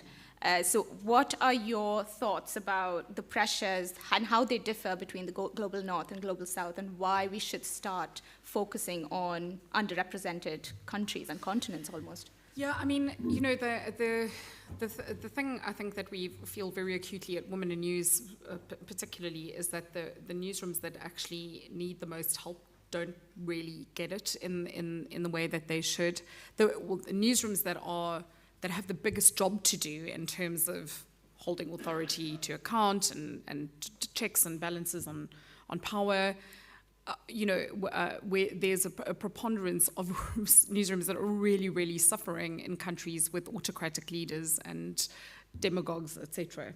So it's a real worry that these smaller newsrooms that have a great difficulty in terms of their business models. And really, I say this with my hand on my heart, I'd love to actually be able to say that there is a silver bullet and there is some particular solution for this. Really, really battle to understand. They themselves really battle to understand what their business models are going to be, and anybody who is attempting to help them is really battling to understand what their business models are. So let me put it to you this way. If you are running a print newspaper in an African country, in sort of Central Africa somewhere, you have just been through 2 years of COVID. There's a very, very good chance that the government of that country decided to close down the print press during that time. I mean, it's been a great opportunity for many governments to just shut the presses altogether. I certainly know in many of the countries I've worked with, the distribution of newspapers was considered to be a luxury item. So the distribution of luxury items was banned. Okay, not an essential service. Like newspapers weren't seen as an essential service. So many of those newspapers have lost their distribution channels altogether. Now, if the majority of your revenue is tied up in your print product and you can't distribute your print product, where do you go from there? a lot of them have attempted to then become accelerate, as they put it, their digital strategy, and what that looks like is PDFs, e-editions. Okay. Now, then advertisers say, well, we can't pay the same for the e-edition because the e-edition isn't going nearly as far and fast as the print papers were. Another pressure is that, you know, in the global north, we have a very, very robust delivery service for newspapers, home subscriptions, very robust. I mean, I've worked with a newspaper in Austria last year that is 98% home delivery. The newspapers in the Nordics, brilliant postal systems, they get delivered by post, same-day delivery for post. In Africa, these are all point-of-sale newspapers, so if you can't go out to the shop and there's no home delivery and you can't deliver newspapers even if you have got a subscription service, what actually happens to your business? It is literally in the toilet. I mean, there's literally nothing left of it. So I think, I just don't know that there's a very, very good grip on those kind of, I mean, when we're talking about financial pressures, we're not talking about a little bit of pressure. We're talking about catastrophic pressure on some of these newsrooms because the entire business model has been pulled out from underneath their feet. Many of them have not had cash flow, so 2 years of no sales, there's no cash flow. So how do you actually start up your print contracts again at the end of this? How do you buy paper? Paper is a massive problem. I don't know how much it's been spoken about at the conference, but the paper prices are going through the roof. So this is another huge impact. It's having a huge impact on publishing all over the place. So now we're sitting with 400 or 500 copies on an e-edition, and that's your business. That's the core of your business. What to do, guys? I mean, think about it. It's like, it's just not really sustainable. And those e-editions sometimes aren't paid for. It requires tech to actually be able to get them paid. They don't have paywalls. The first cost, as soon as there's a pressure on cost, the first thing that happens is that newsrooms get stripped. Okay, so that's short-term thinking out of desperation. Strip out the newsroom, now you've really got nothing to sell because you've got no good journalists left either. So what happens is that there's just this cycle, you know, and those little newsrooms are really, really, really battling, or not even little, some of them are very, very big newsrooms, really battling just to stay afloat. That's why I'm saying we just don't forget about it. You know, if there's a way that you can contribute, if you can give some training, if you can offer some of your time, get on a call, you know, speak to some of the networks that are operating in the developing nations and do what you can for them, because it's absolutely vital that we do try and help. Otherwise, there will be we talk about news deserts in the US all the time, but like nobody seems to be that bothered about Africa, South America, etc., etc. Thank you, Tom. Okay, that's me. No, perfect. Nothing to add to that. Perfect. So we've got a question from Jodie Fish. Do you have any advice for successful and rapidly growing small newsrooms in getting funding and coaching? What are some of the tools that exist? I mean, I can talk about the Google News initiatives. We've got a couple of programs. We've got programs for journalists, and we've got programs for the business side folks. So if you want journalism training, there's something called News Lab. Do look it up. I think Matt was a part of a bunch of panels here, but he's Matt Cook. Look him up on LinkedIn, on Twitter, and you can send him questions about this. He's probably going to kill me for saying his name out loud. So it's Matt Cook, News Lab. That's for journalism training. And if you want anything to do with the business side of things, and if you're EMEA-based, Europe, Middle East, or Africa-based, you can send me an email. It's Shweta Bhandari, and I will leave. You can actually just, somewhere, it's here. It's SHWETASB10, and we can go through all of the programs. So just to let you know, some of the programs that we're running is obviously with the World Association of News, WANEFRA on Table Stakes Europe, and we get about 24 publishers every year, and they go through a 9 to 12-month program with coaches from across Europe. And we talk about change management. We talk about different ways that newsrooms are evolving and what we need to do in terms of business models. And then we've got a bunch of programs with the Financial Times and FT Strategies that Tara and Lisa lead. And we've got everything from Data Lab, Data Insights Lab. We've got Digital Immersion, which is the basics. So if you're just getting started with your digital revenue, how do you start thinking about it? So you apply. And then we've got Subscriptions Academy that's starting in 2 weeks. That's an 8-month program, and you apply, and you get into the program, and you've got one-to-one consultation from the FT, and they help you figure out what your North Star should be. And then just keep a lookout on the GNI website, so Google News Initiative website, and there are all of these programs that are available. And 3 of those programs have now been, in fact, we've done 2 already in sub-Saharan Africa, and a 3rd coming up now in May. Yeah. And I'm hoping that Google's going to extend that to Central and East Africa later this year as well, aren't they?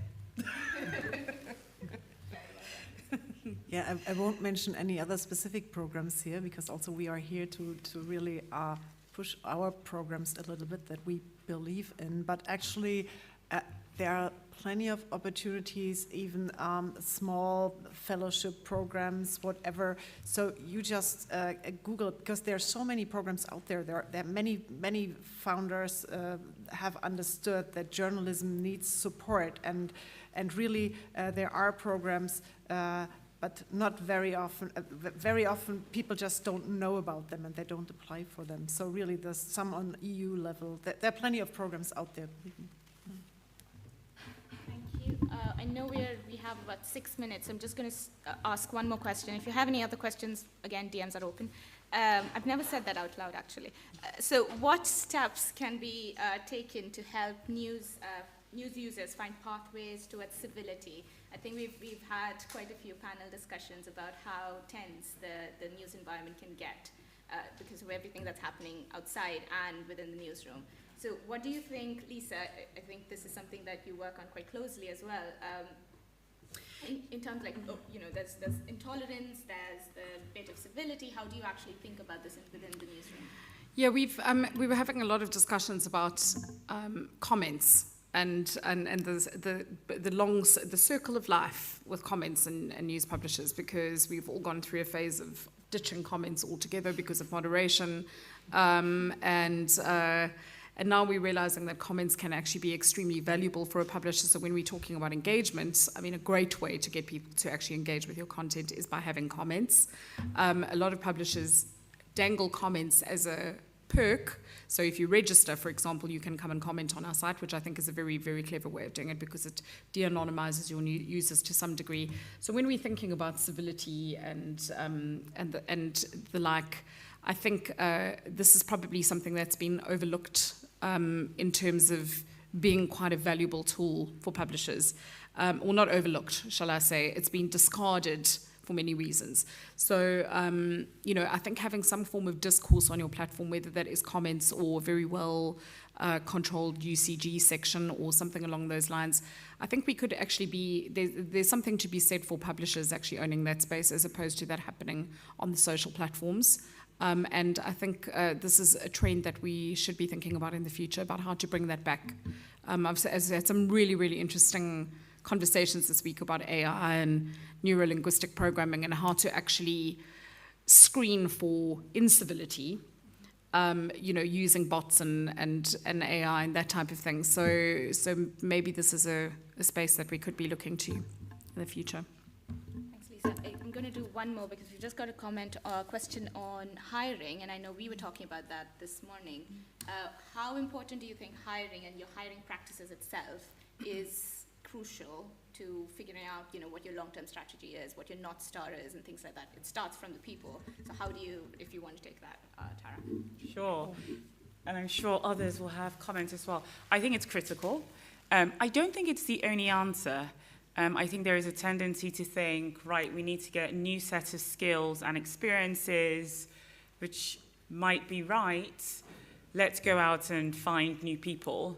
I think there are options around, obviously, bringing new talent in, which is a nice way to perhaps, disrupt the status quo even and inject a new perspective, particularly when actually they're from other industries outside of news. We found enormous success at the FT and with many of our clients, hiring certain skills from, streaming or even the arts. So don't constrain your pool of talent to just news.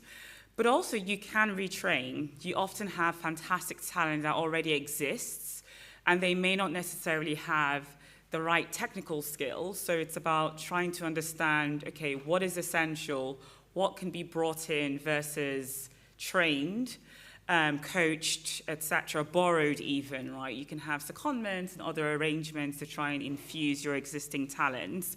But it is critical, really, to being able to achieve many goals, whether it's innovation, whether it's diversity, whether it's data inspiration, etc. For example, we work with many organizations who are trying to attract a new sort of reader, and we often find that it starts with having those sorts of people in your organization, whether it's having more female readers, who are the people creating your content? Do you reflect that sort of diversity? And is that embedded in not only the types of content, but also how you position the content, the channels that you use, etc.? Yeah, hiring is definitely one thing, particularly when you hire for diversity that you don't have. You have no choice but to hire new people. But it's also about development, and that should be a focus, developing people, and not only developing young and promising people, but you can also develop very experienced people who are in their jobs. I just listened to a panel on age discrimination or ageism as the last taboo in the diversity debate yesterday. Found that very interesting. So really developing people is important also to prevent burnout, to prevent frustration, and to really bridge that generation gap that is in many newsrooms, where you have young digital talent and very journalistically experienced talent that might lack digital skills, because actually retention should be your focus. If you have really bright minds, motivated people who want to drive change, you need to develop them to really retain them. It's so much more expensive to hire someone new than to have someone who you can develop. No, nothing for me. I just agree with all of that. Thank you very much. I think I've spoken enough. Thank you. Thank you. Thanks, guys. Thank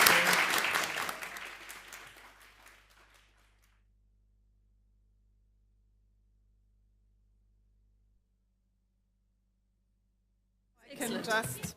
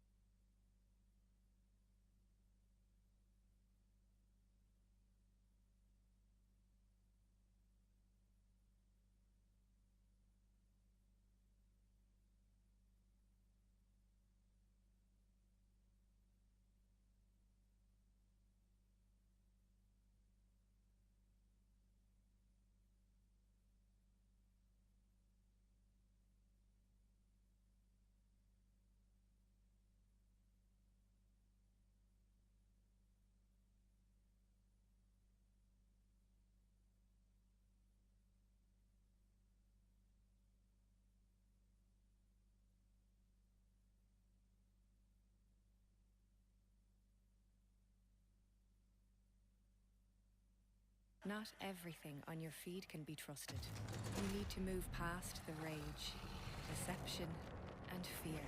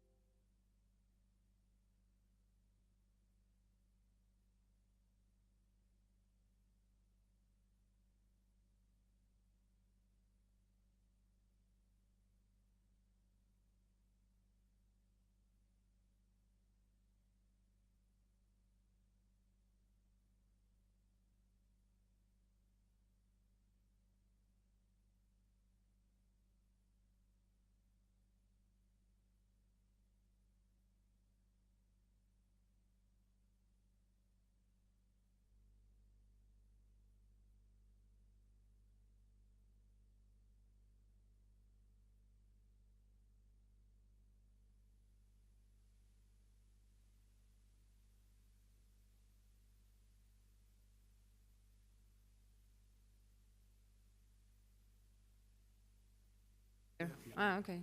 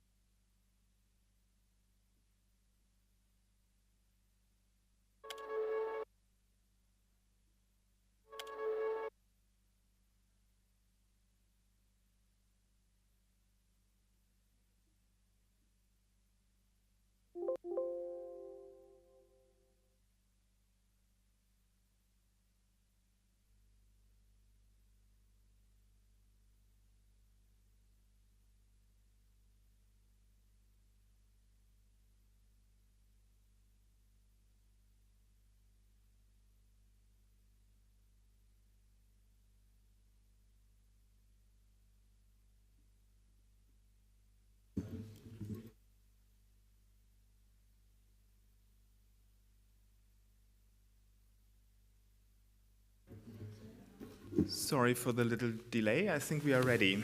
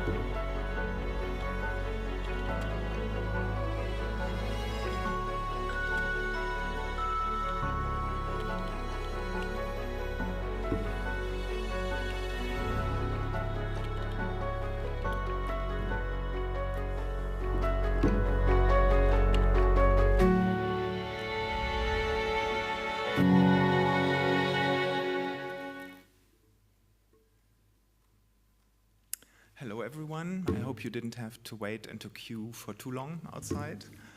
Welcome to the Journalism Trust Initiative, welcome to Perugia for those of you watching online, and also welcome to the famous after lunch slot. I hope you're enjoying yourselves and enjoying this festival. Let me first of all, of course, introduce to you our stellar panel.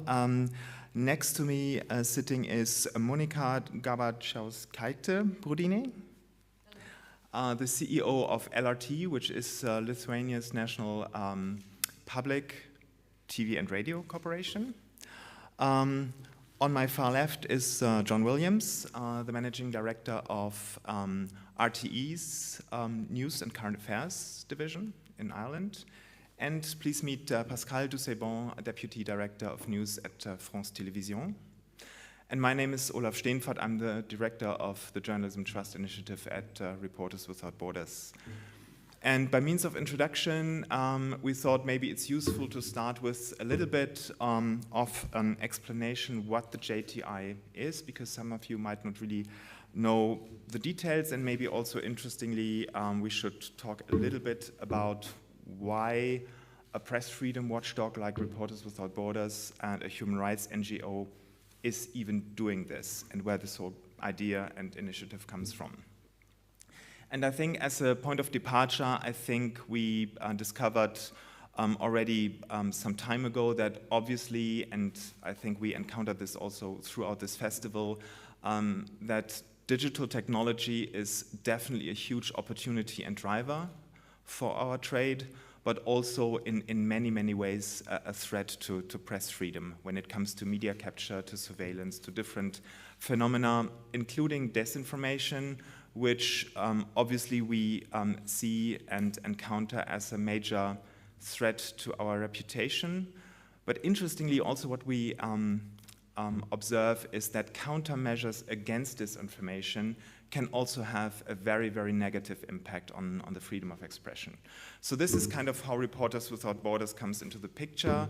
And it rang a bell also a little bit throughout this festival because I think we talked a lot about constructive journalism.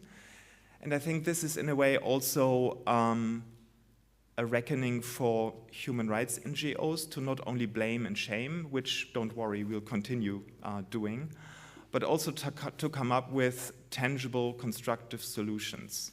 And the JTI is one example where, of course, I guess in all modesty, we don't think that this initiative will solve everything, but we consider this a building block. And obviously, one building block needs more building blocks fitting into each other to actually achieve something.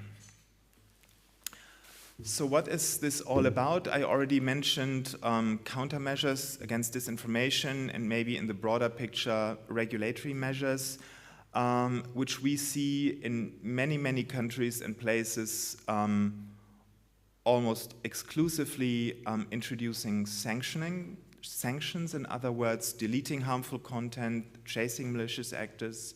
And our conviction is that this is not enough. We also need targeted incentives. This is true in every field of legislation, maybe even in parenting. Sanctions alone don't work. You also need incentives to impact behavior. And this means what we try is to drive out the bad with the good on the internet. Now, if you want to try this, of course, you have to probably first of all answer the question, what do you mean by the good? What is it? And how do you want to implement this? And this brought us, I think, to three main ingredients which the Journalism Trust Initiative contains.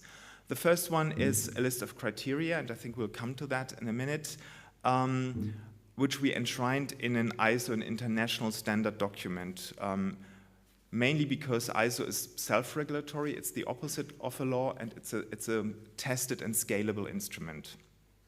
As a second step, we translated the standard document into an online platform where media outlets can check their compliance with this criteria and also publish their disclosure and information according to the standard.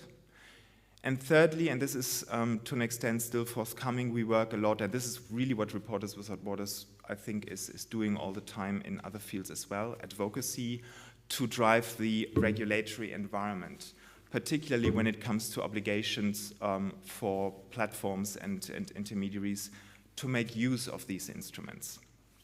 So this is kind of, in a nutshell, how the Journalism Trust Initiative started and was built. What it actually... Excuse me, could you please make the presentation being on the screen, please? I think it would be better for the attendance. Thank you. I don't know where it was lost, but thank you for the observation. So what basically is the JTI? In essence, it's an internal diagnostic and compliance tool for media outlets. Secondly, it's an external transparency, accountability, and reputation tool. I think we internally kind of call it the yogurt moment of journalism, where consumers are more and more interested to actually look at the packaging and wonder what's in it and who owns the factory. So a lot about transparency and compliance. And maybe in our digital age, most importantly, the machine readability, to provide information about media outlet in a form of a trustworthiness indicator feeding into different algorithmic engines, be it search, be it social media, be it programmatic advertising. So this is what we think is what we can add to the table with the Journalism Trust Initiative. It's maybe also important to mention and to clarify what the JTI is not. It is not about content. We believe this would be a terrible idea to objectify individual articles or journalists. This can only go wrong. So the JTI is only and exclusively about the editorial process, the editorial management systems. And we will hear a bit later what this means in real life. Also, what's maybe important to keep in mind that the JTI is not about quality. The term quality is something that doesn't really appear in and around the JTI because it is not ranking media outlets or content at all. An ISO standard is always binary. So a toaster or a hairdryer is either electrical safe or it isn't. And this is also how the JTI works. You won't never get a ranking for media outlets out of this. And it is complementary to existing editorial guidelines and also institutions like Press Council. It adds a compliance layer to those existing mechanisms and institutions. And as I said earlier, it's not about sanctions, it's about incentives. So what are these incentives? I think there are maybe 3 different brackets of incentives. And not as priorities, just as a list. The first one is coming from the private sector. We see a lot of demand from advertisers, what they call brand safety, basically trying to avoid their commercial messages popping up next to child porn or hate speech. And the JTI provides a positive list to steer ad spend towards trustworthy sources. For platforms and intermediaries, integrity and user empowerment is more and more important, and this is where third-party plugins, if you wish, like the JTI, become more and more critical. When we look at the public sector, I think we see more and more governments venturing towards supporting journalism, but what's usually missing is a benchmark, like how do you allocate funds in a fair and transparent way? And this is where the JTI fits in. By the way, also more and more when it comes to allocating or basically buying public advertising, which in most places is at the moment still very intransparent. And also as a regulatory instrument, we see some examples. One might be the Online Safety Bill in the United Kingdom, which, as some of you might know, includes an exemption for media, but it doesn't include an explanation or definition what media is.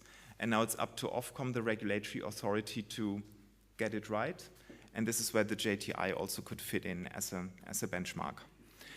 And last not least, donors and philanthropy are also obviously in need for a benchmark when it comes to grant making, not only grant making, but also the evaluation of projects, where a normative benchmark like the JTI might be useful.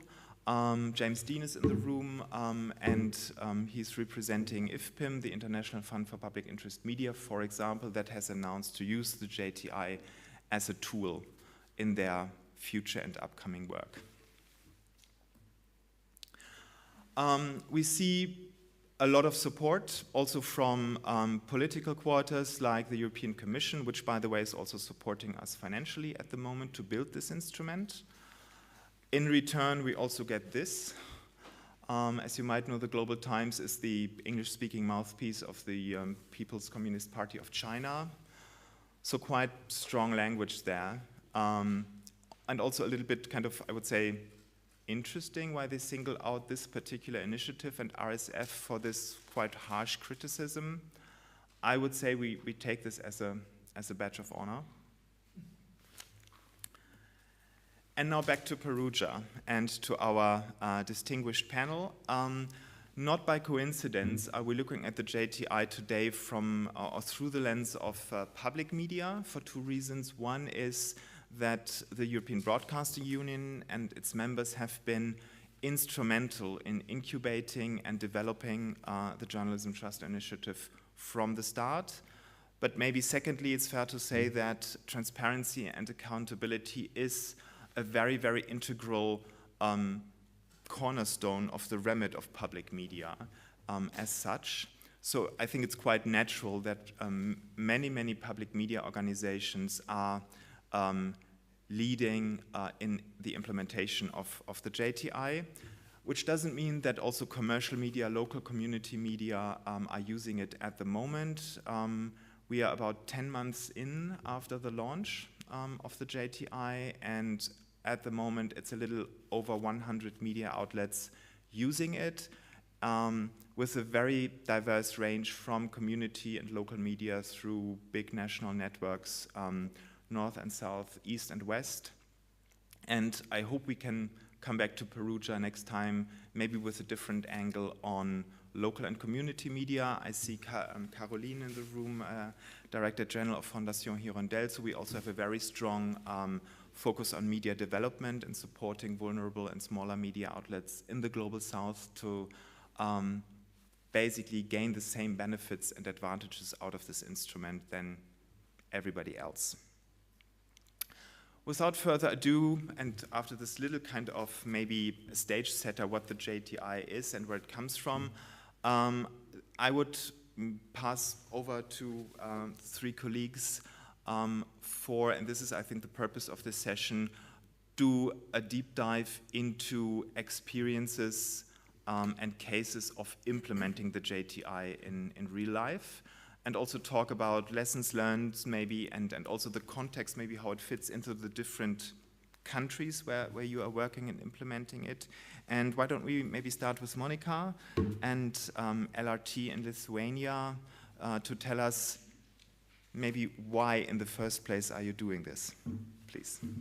Yes, I will speak more about why, because we are just in the middle of the process. We haven't accomplished it yet, but just as I learned it about this initiative in autumn, we decided immediately to go for it, and because we see it very important and very valuable.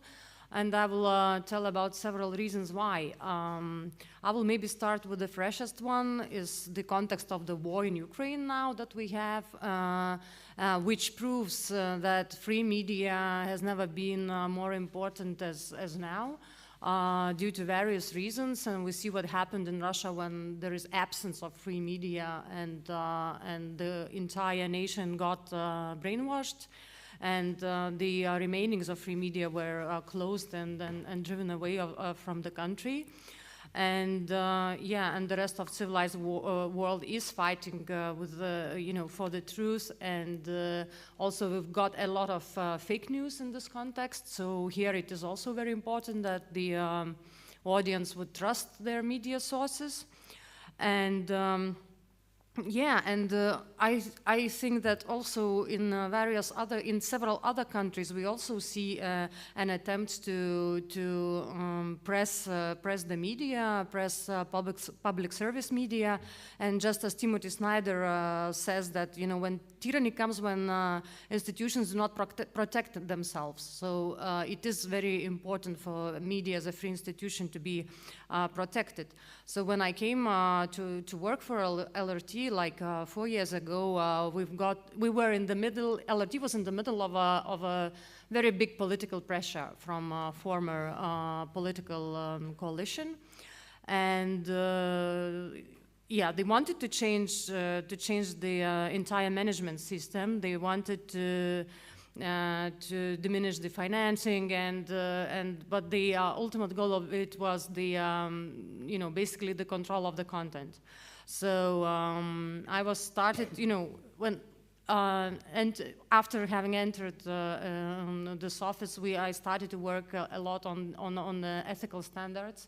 We created the code of ethics. Now we have an ombudsman, an independent ombudsman for journalist matters. So this is one of the contexts. Another context is this COVID context, which really very much fragmented the society and trust in media, in mainstream media, as protesters and anti-vaxxers call it, and. So here it is very important for public service media to prove that it is working according to high standards. Also, as I mentioned before, the information space is also very fragmented. People are using information from different sources, from social media. There are a lot of fake news, and so they have to know who to trust, and trust is a cornerstone of public service media, as it was mentioned here. Another problem, another issue is that LRT, as being the largest media group in Lithuania, is a standards it should be a standard setter. We consider ourselves a standard setter for entire industry. So it's good. We consider it. We expect it to be, to bring journalism to a better level than it is now in Lithuania. It is good for the journalists themselves because they will have more clarity, more clear standards on how to work, more clear procedures. I think it's going to be good for LRT as an employer because proving yourself to having international standard. It means that you are truly independent in your editorial standards, and that you provide safety for the journalists, so you become preferable employer. So there are many reasons why we decided to go for it, and it's not easy, but I hope we're gonna make it throughout this year. Thank you very much. How is it perceived internally? By staff, maybe by unions and the kind of journalistic community? It is perceived pretty positively, and because also journalists got used to it, because we constantly organized all kind of discussions, because when we created a code of ethics and when we keep on discussing ethical standards and guidelines in a quite broad circle, because I want the journalists to embrace it, and so they have themselves to come up to the certain conclusions that the uplifting of the standards is good for them. So it is okay, but then probably later when we speak about technical side of it, I will tell more about how it all worked. That we had a lot of practices that are not put in a protocol. That it exists, but it needs to be put in protocol. Journalists are busy people and very creative people, and creating protocols is not their favorite part of the job. And so actually, you have to take when implementing it. So you have to to speak to them, to discuss it, and to make them clear what does it mean, what is the wording, what are the questions. Because if you simply send them questionnaires, so they answer yes, and not getting deeper into it. Thank you very much, John. I found it quite brave because a little less than a year ago, when you started the process, the first thing you did, you announced it really quite heavily on all channels, which I guess created a lot of expectations internally, externally, last not least with us. So of course we are happy to see that it obviously went well, but tell us about your experience. Well, it was announced publicly to make sure we couldn't go back.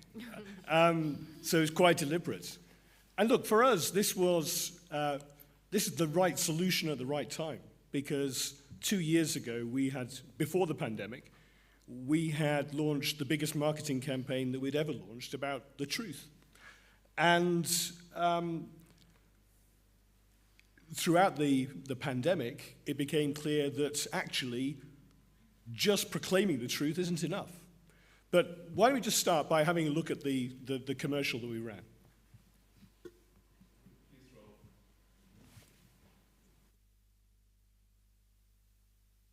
Not everything on your feed can be trusted. You need to move past the rage, deception, and fear, and find the truth about the story. RTE News. The truth matters. So, and this campaign was conceived before the pandemic, and actually it was due to roll out at Easter, just weeks after the pandemic began, and actually we paused it because it seemed as though it was slightly jumping on a bandwagon. But as you say, it became clear through the pandemic that while fact-based journalism was absolutely the antidote to the infodemic that came with the pandemic, as Monica has talked about, the anti-vaxxers and those who want to discredit fact-based journalism, the truth is they have also gained ground in this period, and where they may have been a small minority at one point, they're still a minority, but they're also quite a sizable number of people. And whether it's in our friends at NOS in Holland, whether it's RTE in Dublin, we found ourselves the targets of attacks for telling the truth. And so it became clear that we had to do more than simply shout about the truth. We had to be able to evidence that people had reason to trust us. And that's where, for me, the JTI came in. So you published your transparency report, you got externally certified. What was the perception, well, not only inside, but outside of RTE? Well, look, it's the privilege of my life to serve on the board of RSF's sister organization, the Committee to Protect Journalists. And one of my colleagues on the CPJ board is a guy called Steve Adler, who this time last year stood down as the editor-in-chief of Reuters. And in his final communication to his team at Reuters, he came up with this equation for trusted journalism, which was that humility, so H plus O plus T equals trusted journalism. Humility, objectivity, and transparency means trusted journalism. And you need all three to actually build that trust. And of course, the truth is we're not very good as a profession at doing humility. Journalists, I suspect from the outside, arrogance is rather more the description that we would attach to some of us. And I think it's fair to say that there are people who thought, well, if there's no problem, why do we need to do anything? Well, the answer is there is a problem, because whether we like it or not, there is a credibility gap.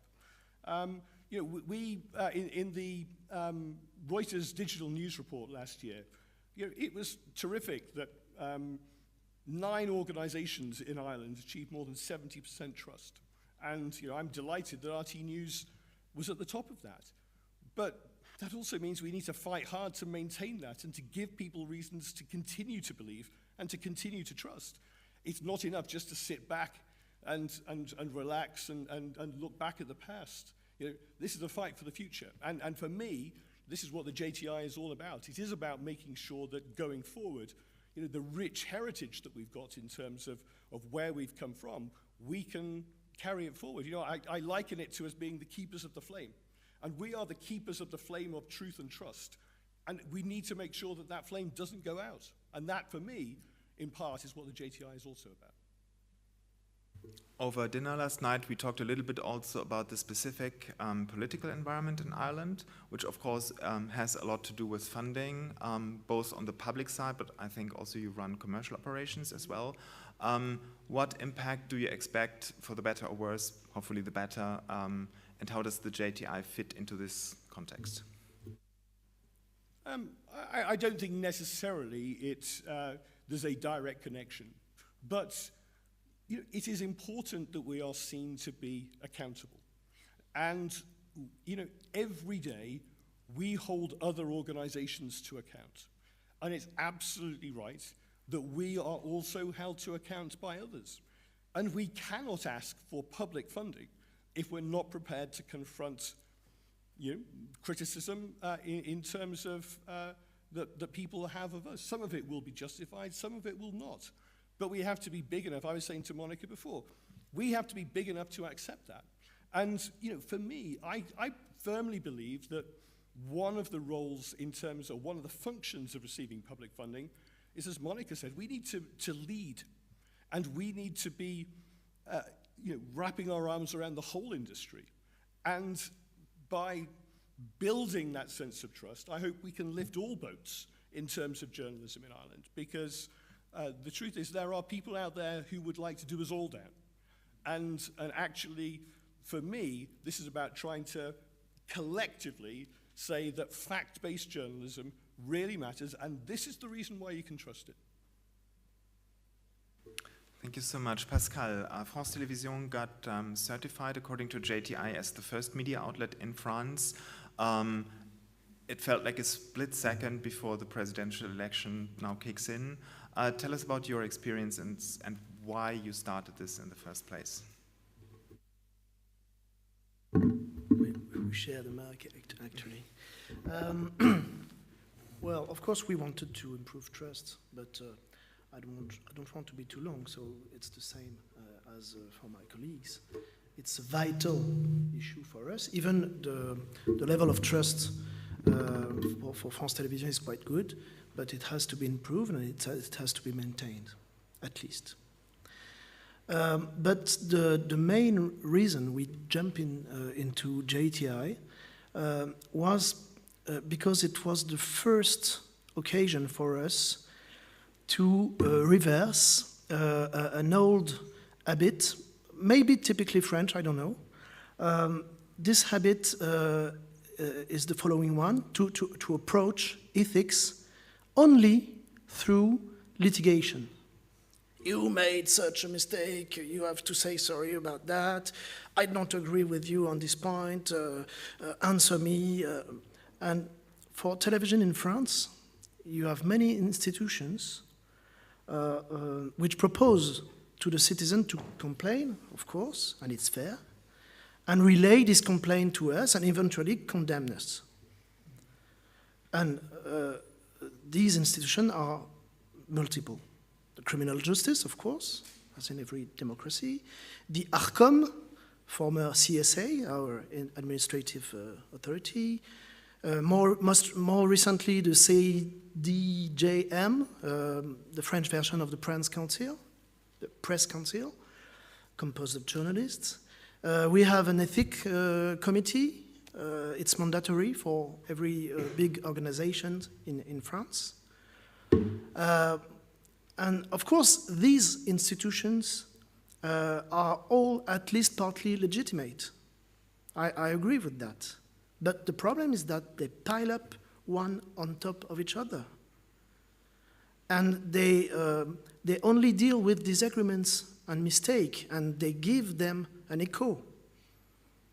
And France Television produces 60 hours of information per day. So of course we have so many occasions to do mistakes, and we do. And every mistake we do shouldn't have been done, of course.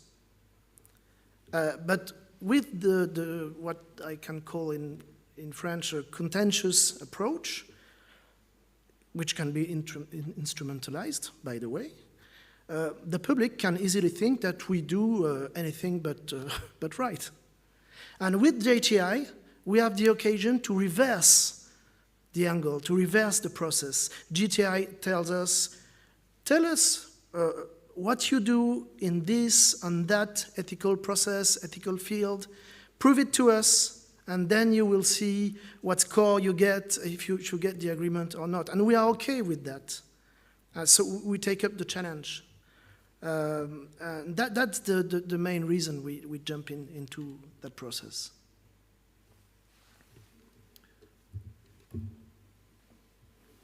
And maybe we can just have a look. So there is a communication on the About page of France Télé's homepage. And also here you can see what the JTI certificate, so the public-facing result of this exercise looks like. Yeah, you can find this link on our institutional website called France TV et vous. It's very similar to what RTE did, actually. It was inspiring, thank you very much. And of course, everybody can click on the link and see every detail of the answers we gave to JTI about every topic. So, on the right, bottom right, there is a list of topics. You can click on it and you can see every one of our answers. And it's a live process. Of course, I think we are going to reapply in the future, and we are also able to propose some changes in JTI. We are ready to do that. Actually, we have some ideas. So it's very interesting. If I may, I think that's a really important point, that this is a living process. It's not one moment and you get a tick and that's it.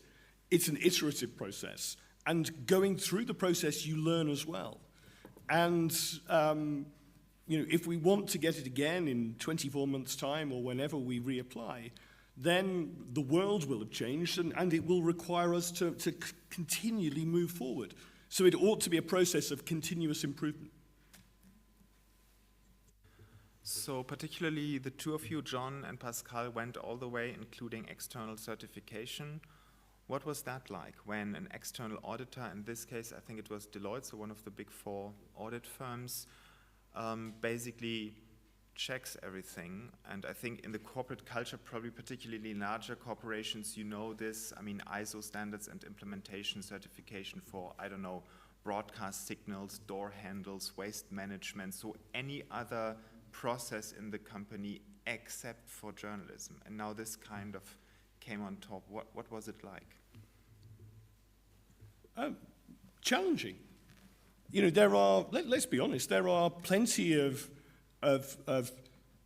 different causes within an organization that would quite like to keep everything private. And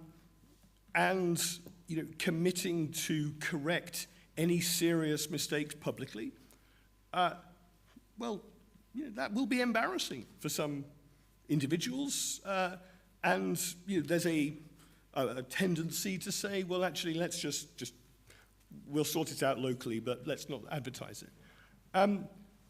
The truth is that it's a bit like being pregnant. You can't be half pregnant. You're either all in or you're all out. And if you're going to be all in, well, then you have to take the good with the bad. And I keep coming back to this thing about humility. We have a job of work to do to convince people that we deserve their trust. And, if we are to do that, then, as the hashtag says, if we've got nothing to hide, then let's go for it. And, I'll be honest, part of the reason why we went for it was to drive change, was to actually make sure that we did continually move forward. Because, it's very, very easy. And the larger the organization, the easier it is simply to stand still. Everybody is busy. Everybody works incredibly hard. And after the pandemic, the last thing people wanted really was for some smart-ass director of news to say, and now we're going to do this. It can be tiring and exhausting, and it's the last thing people need. But actually, the truth is, if we're to secure the future, and if we're to win the future, then we have to keep moving forward.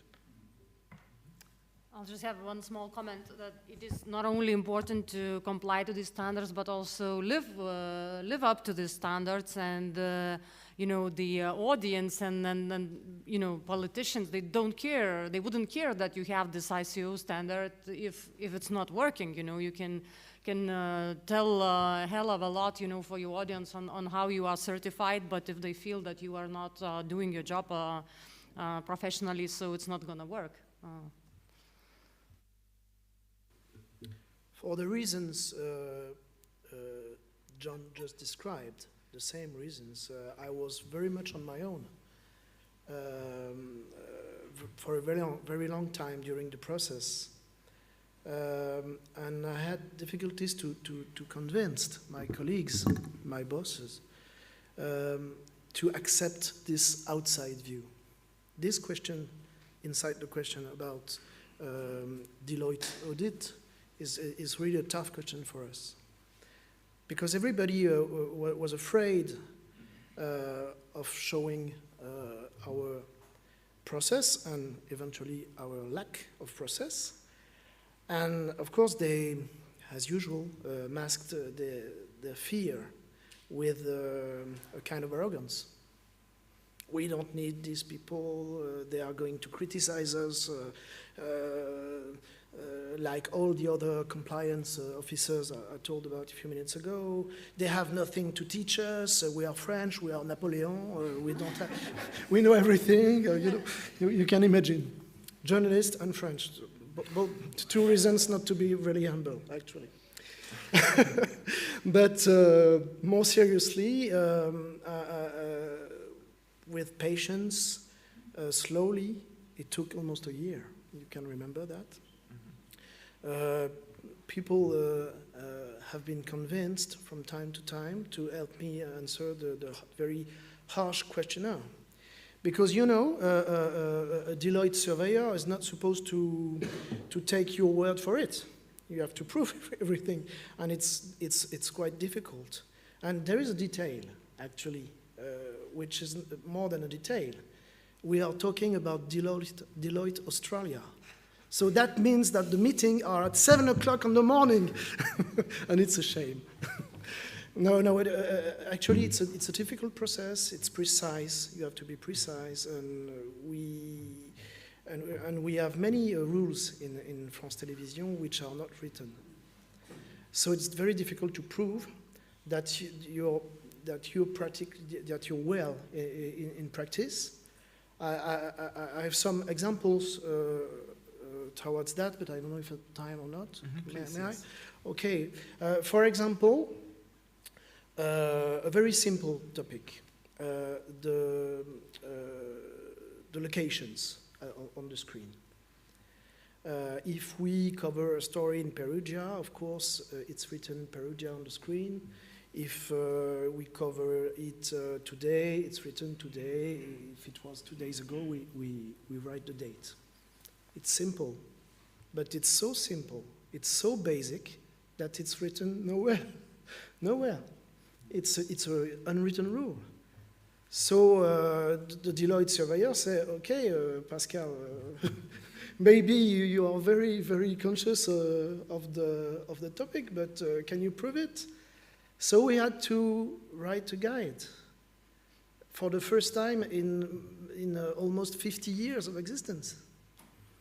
And that's what is very good in this process. It's passionate to do that, because you have to write a law that does exist, which is good, with no doubt on it, but you have to chart it. For us, there was one similar example, which is about safety. One of the criteria is, do we explicitly talk about the measures that we take to protect our journalists? And as I say, for somebody who sits on the board of an organization called the Committee to Protect Journalists, in all of our editorial guidelines, there was no mention. Now, in the corporate health and safety, we talk about the safety of our staff, but no explicit commitment in terms of sending journalists with the right equipment into war zones. It is absolutely so obvious that we do it in terms of hostile environment training and everything else, but it was never explicitly stated before now. And one of the things that the JTI has forced RTE to do is to be explicit about the importance of safety, not just staff, but contributors, and that it is the most important thing that we do, and that no story is worth a life. I think these examples maybe illustrate the whole idea of the JTI, which is process. So basically codifying methods and how media outlets work. And the logic would be, if all those processes are in place, the likelihood that the content that comes out of it is better, whatever better is obviously much higher than if those processes don't exist. And maybe just as a quick footnote, because we talked about a certification a little and why they are so tough. Legally, it works in this whole ISO world and context in a way that the whole liability for the certificate rests with the certifier. So if there is a breach of the conforming entity, it's the liability of the certifier to basically be responsible. And this is why companies like Deloitte and others doing these certifications do a lot of diligence and risk assessment before they engage, and then of course better look twice before the certificate is issued. So this is also something that gives us hope and confidence that this is process, which by the way also works quite well in other industries, is relatively solid and robust. Now, having gone through this, what would be your advice for media outlets wondering if this is a good idea or not, to consider? Maybe, John, you start first. I would say go for it. You know, our business and our trade relies on people's trust. We are nothing if the people that we serve don't believe us. And anything that we can do to give people more confidence to believe has to be a good thing. And if that means that there are certain uncomfortable moments for us in the process, well, that's a good thing too. Because, you know, I keep coming back to Steve Adler's equation about you know, objectivity, transparency, and humility, and the importance of trusted journalism. And you know, with an eye to the future, there is now a challenge that we can put down to organizations like the European Union. Now that there is a standard for trusted journalism, there is no excuse for the EU or other organizations to allow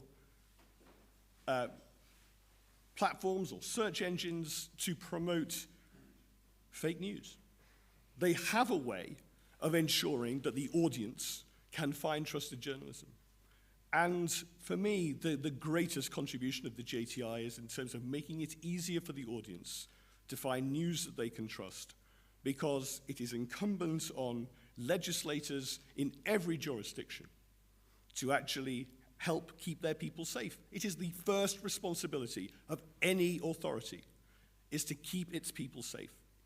And online safety is exactly the same.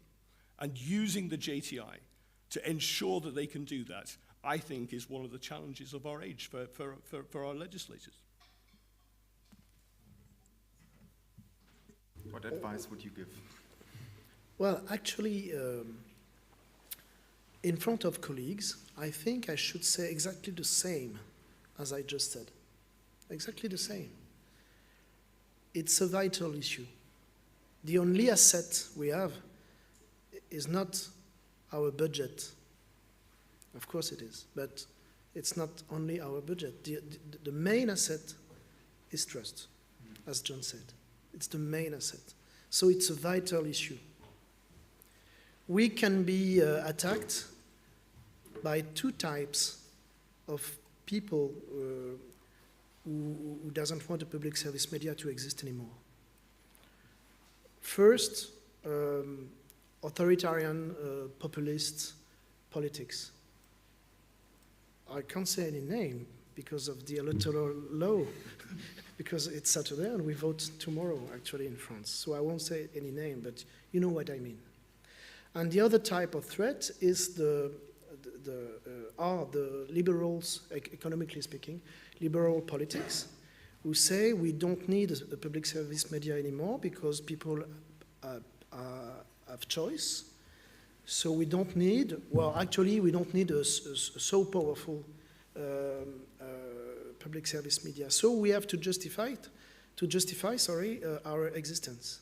So it's, you know, there is no debate about that. But even for private companies, for media companies, it's also a vital issue comparing to, you have to differentiate yourself from bad actors, of course, and even from less serious actors on the market. And this is the vital issue for the future. Monica, what are your learnings and maybe advice for media outlets that might want to consider this? I think that I don't want to repeat what my colleagues said, but trust is the main currency for the media, and especially for public service media. And professionalism and including humility, what was mentioned several times today, is a very important issue for journalists. And my background is, I come from news myself, and I was working as an editor-in-chief for a long time for the largest news website in Lithuania. So I would always say to the journalists that if you do your work professionally and up to the end, I can always protect you from the external pressure or from the interests. But if you don't do it, I can't cover up, you know, and it's impossible.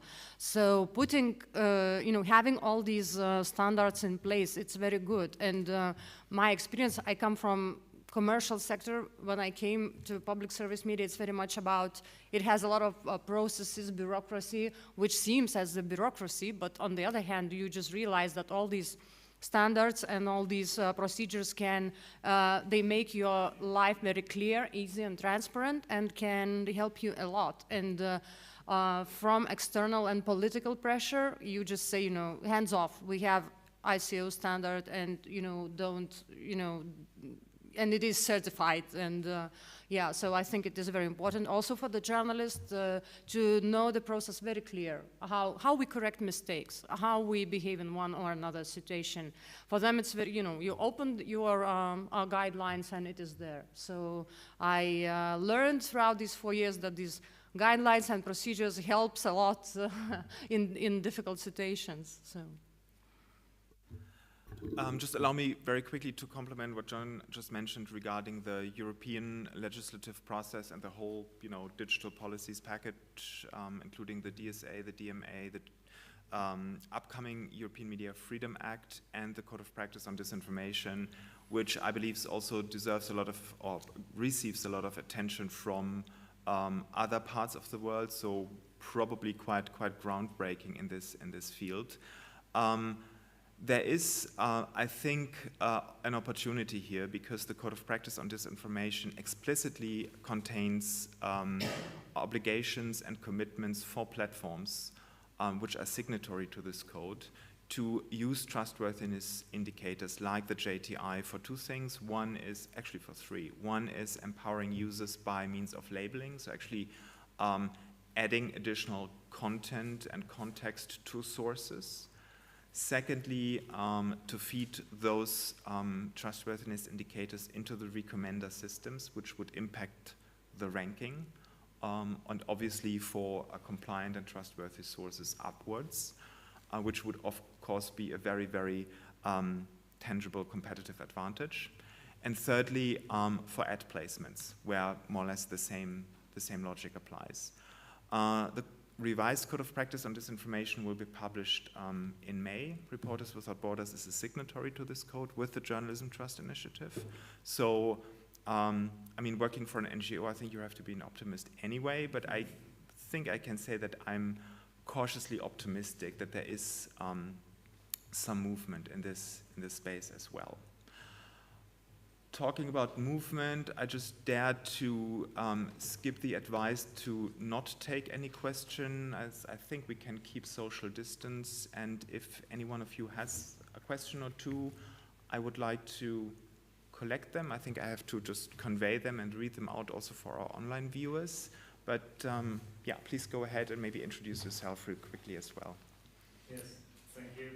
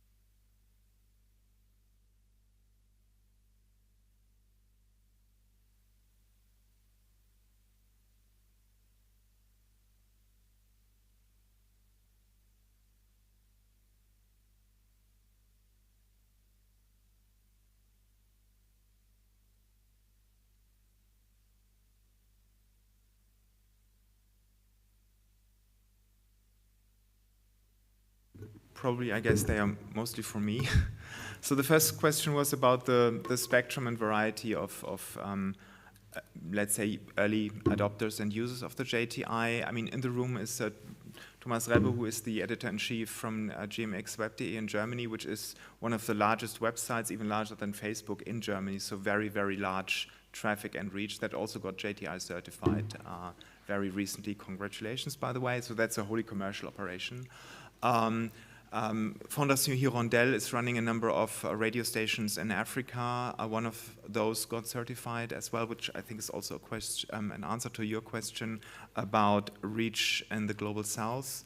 And we have a number of also very small media outlets in different parts of the world, Latin America, South and Eastern Europe, India as well, running the JTI very successfully. I think the whole media development community is also considering this as an instrument quite thoroughly, not only to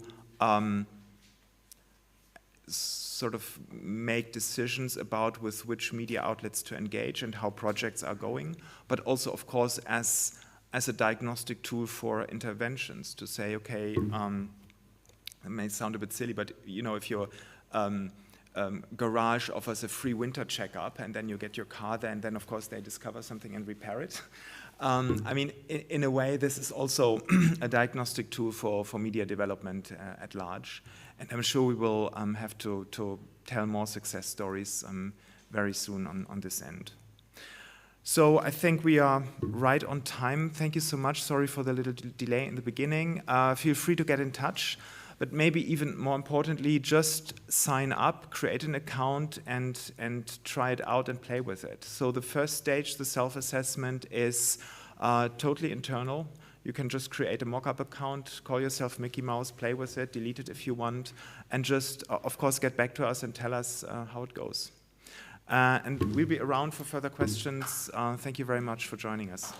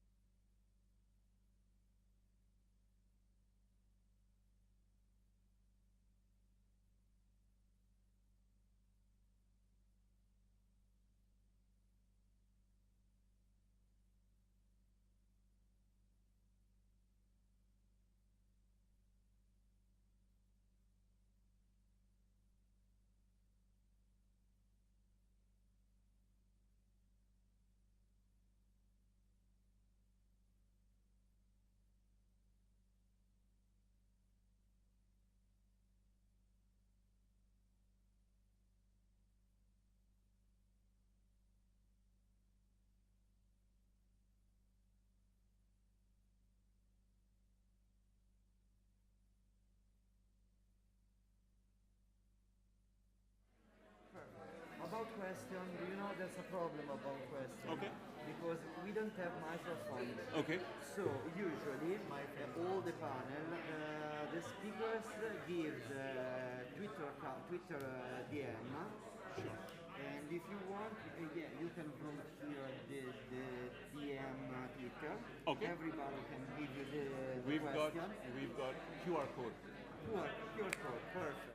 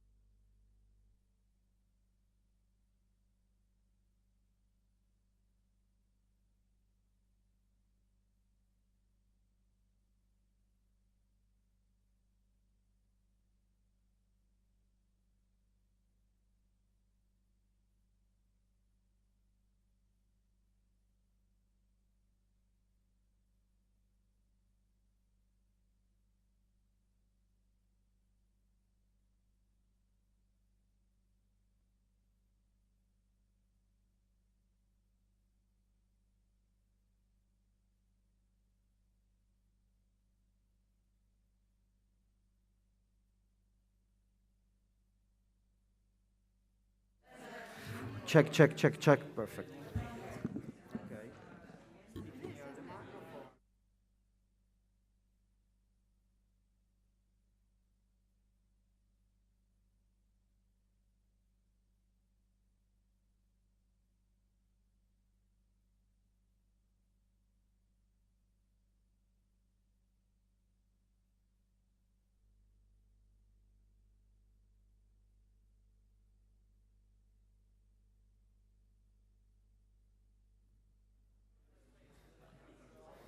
Okay. Yeah.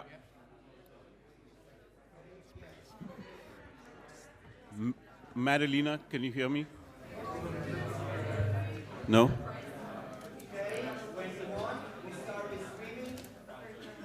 Wonderful. Can everybody hear okay? Yes. Madalena? Yes. Okay. I don't know why I singled you out, but it's fun. Thanks for coming, everybody. This is a little bit overwhelming for us, but we're ready for you. So we've been told that questions is going to be challenging. We worked out a little hack. There are no microphones in the audience. We can just take the questions by you guys coming up here and using that microphone, which we'll swivel around. Just walk up here and talk into it. Yeah, so the thinking here is that the live feed is what they want to prioritize. So that means all conversations and all sound needs to go through the mics. Yeah. So come on up and ask questions later. You can also DM us, I guess. You know, if you want me to pick up some of your questions. Well,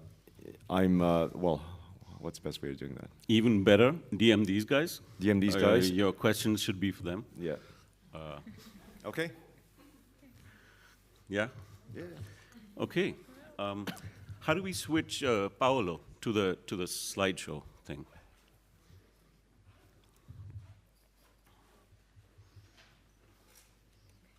Nice one. Thank you, sir. So that's what we're here to talk about. We think you should watch these media creators out of Asia this year and maybe ask them to hire you in about a decade. This a little quick one about us. We're Splice. I'm Rishad, and that's Alan. This is what we do. We're a Singapore-based organization. We work with the global media ecosystem with folks like yourself. and we create and we support. We do lots of things. Celebrate viable media startups across Asia. And we support creators like Anu and Tanmoy on their journey to building that viability, building those audiences, building those businesses. Wow, we really messed up this slide. We are not shameless pro-creators. Sorry, let's try that again. We are shamelessly pro-creator. We're shamelessly pro-entrepreneur. We're pretty shameless about, plugging the skills and assets of these folks that we have here. We think, so we're fairly, Alan and I are two opinionated old men. The future of media, we're convinced, is user-centered, it's product-driven, it's niche, it's demand-driven, it's interest-based, and it serves a purpose and solves a problem. You need to be discovered, as these folks know very well. Everything you do needs to be targeted, it must be specific, it needs to be relevant, it needs to serve a purpose and a need. And that's how we think you build viability, at least in 2022. There's this lady who said that if you're not an entrepreneur in journalism these days, you should probably make your way out of journalism. Strong words there. Yeah, she's right behind. She'll be coming up. Looming in the background. But, we're fortunate. We're a fortunate bunch of people in this room and elsewhere. We live in what we like to naively, but, excitedly call the golden age of media. And it's because you have everything you need to create and publish and amplify on your phone. All the tools you need to get started are free or practically free. You have all this access to knowledge, networks, and talent than ever before. There's a media startup opportunity pretty much for every single interest out there. And you can hire and work with and collaborate with thousands of product folks, data folks, management, operation folks around the world. You can learn anything you need to learn, again, all on your phone. And then you can create and publish, and what have become now table stakes, you can monetize on every single major platform out there, except Google Slides or something. But one of the things we're excited about is the fact that we have all these people in our community. The reason Splice exists is because Alan and I are fanboys, and we've somehow made a living doing this. These are all our heroes, all of them. And I think by hopefully next year, Alan, we'll be able to bring all of these people here, so we're going to need a much bigger table, many more chairs. Thank you. Thank you for that. This year, we could afford to bring two. These two wonderful children. Our children. We love them. You already know who they are, but I'm just going to say it anyway. This is the amazing Anu Harchu, and she's a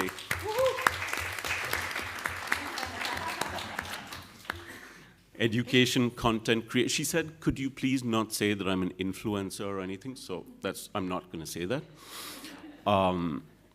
This young gentleman here, Tanmoy, is our dear friend, and also we look up to him for the work that he does and for the person he is. But he's told me to say that he's a mental health journalism creator. But we all know he's so much more. I'm actually going to shut up now. So I get to ask the first question, right? Just to kick this off. The one thing that's always kind of struck us about creators like Tanmoy and Anu is that they all have a story as to why they got started in this. As you all know, entrepreneurship is a horrible, horrible job, as much as we believe in it. It's not something that you wake up in the morning deciding to do, right? There's always a push factor, and I think it would be great to start off the conversation by hearing what that factor was. For Anu was working at Bloomberg for about 7 years. as a TV anchor, TV presenter, reporter, producer, like one of those types of jobs, right? She was also creating her YouTube channel on the side. Until one day her boss kind of said to her, "You got to choose one or the other." What happened? I'm going to choose myself, is what just happened. Yeah. So yeah, do I just, yeah, it was quite, I'm gonna lend a word just Tanmoy told earlier. I mean, we're an accidental entrepreneurs. And when I found out about this panel's title, I kind of got an imposter syndrome there. Because I don't realize that I'm an entrepreneur, but then when you look into it, apparently we are, and we weren't aware of it. And it's just that, obviously, journalism did made me who I am today, at least up until the point that I left them. But the good thing is that I was already creating content even before I started my day, well, not 9 to 5, I mean, more like 7 to 8 job, you know, maybe like 2 a.m. even. So that gave me a lot of discipline that journalism has created. I mean, broadcast journalism is very paramilitaristic at some times. So that gave a lot of discipline there. But there was a way that I could tell my story much better, which was truly authentic to me, which is under my own name. And I wanted to tell the stories that I wanted to tell, but my older platform would not allow it because it's a financial media platform there. So I just, on the side, I just started tinkering, and apparently that's how entrepreneurs start. You just start tinkering, and then just you do everything there, and you start creating, you start hosting it, you start editing it yourself, you start posting. I mean, it's a one-person job in the beginning. It's very, and then you're in Perugia in a few years. Yeah. I have run away all my life from the word entrepreneur because I firmly believe that I do not have it in me to be one. Pathologically scared of that word. But then I was working for a fancy media startup, The Correspondent. All of you, please, no questions about The Correspondent. And we lost our jobs in 2020 in the middle of the pandemic, and I had built what was then the world's first and only sanity beat, mental health. And then I had a holy shit moment the next morning when I woke up. I was like, what do I do with all my subscribers? There are like 800 of them from around the world.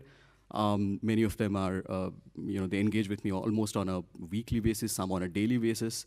Am I going to lose all these lovely people? So I got a call from my mom. I come from a small town in the eastern part of India saying that your dad's in the ICU. So I said, oh, so I get a bunch of time on the plane to figure out what to do. And well, everybody had a Substack by then. So I was sitting at the foot of my father's hospital bed, creating my Substack called Sanity by Tanmoy. One of my colleagues said, that sounds like a cologne brand. And I said, you know what, like our industry stinks, so I'm happy that, So that's how it started. I had no idea what I was getting into. I had zero negative expectations. And then within the first 100 days, Sanity became one of the top health-related paid newsletters on Substack, the only non-Western name on the leaderboard. I had another oh shit moment.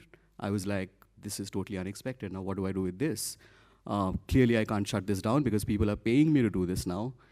Then I got into this course at CUNY, and they kind of encouraged me to start thinking like a proper entrepreneur. One of the things that entailed was making tough decisions, like moving on from Substack and creating your own website.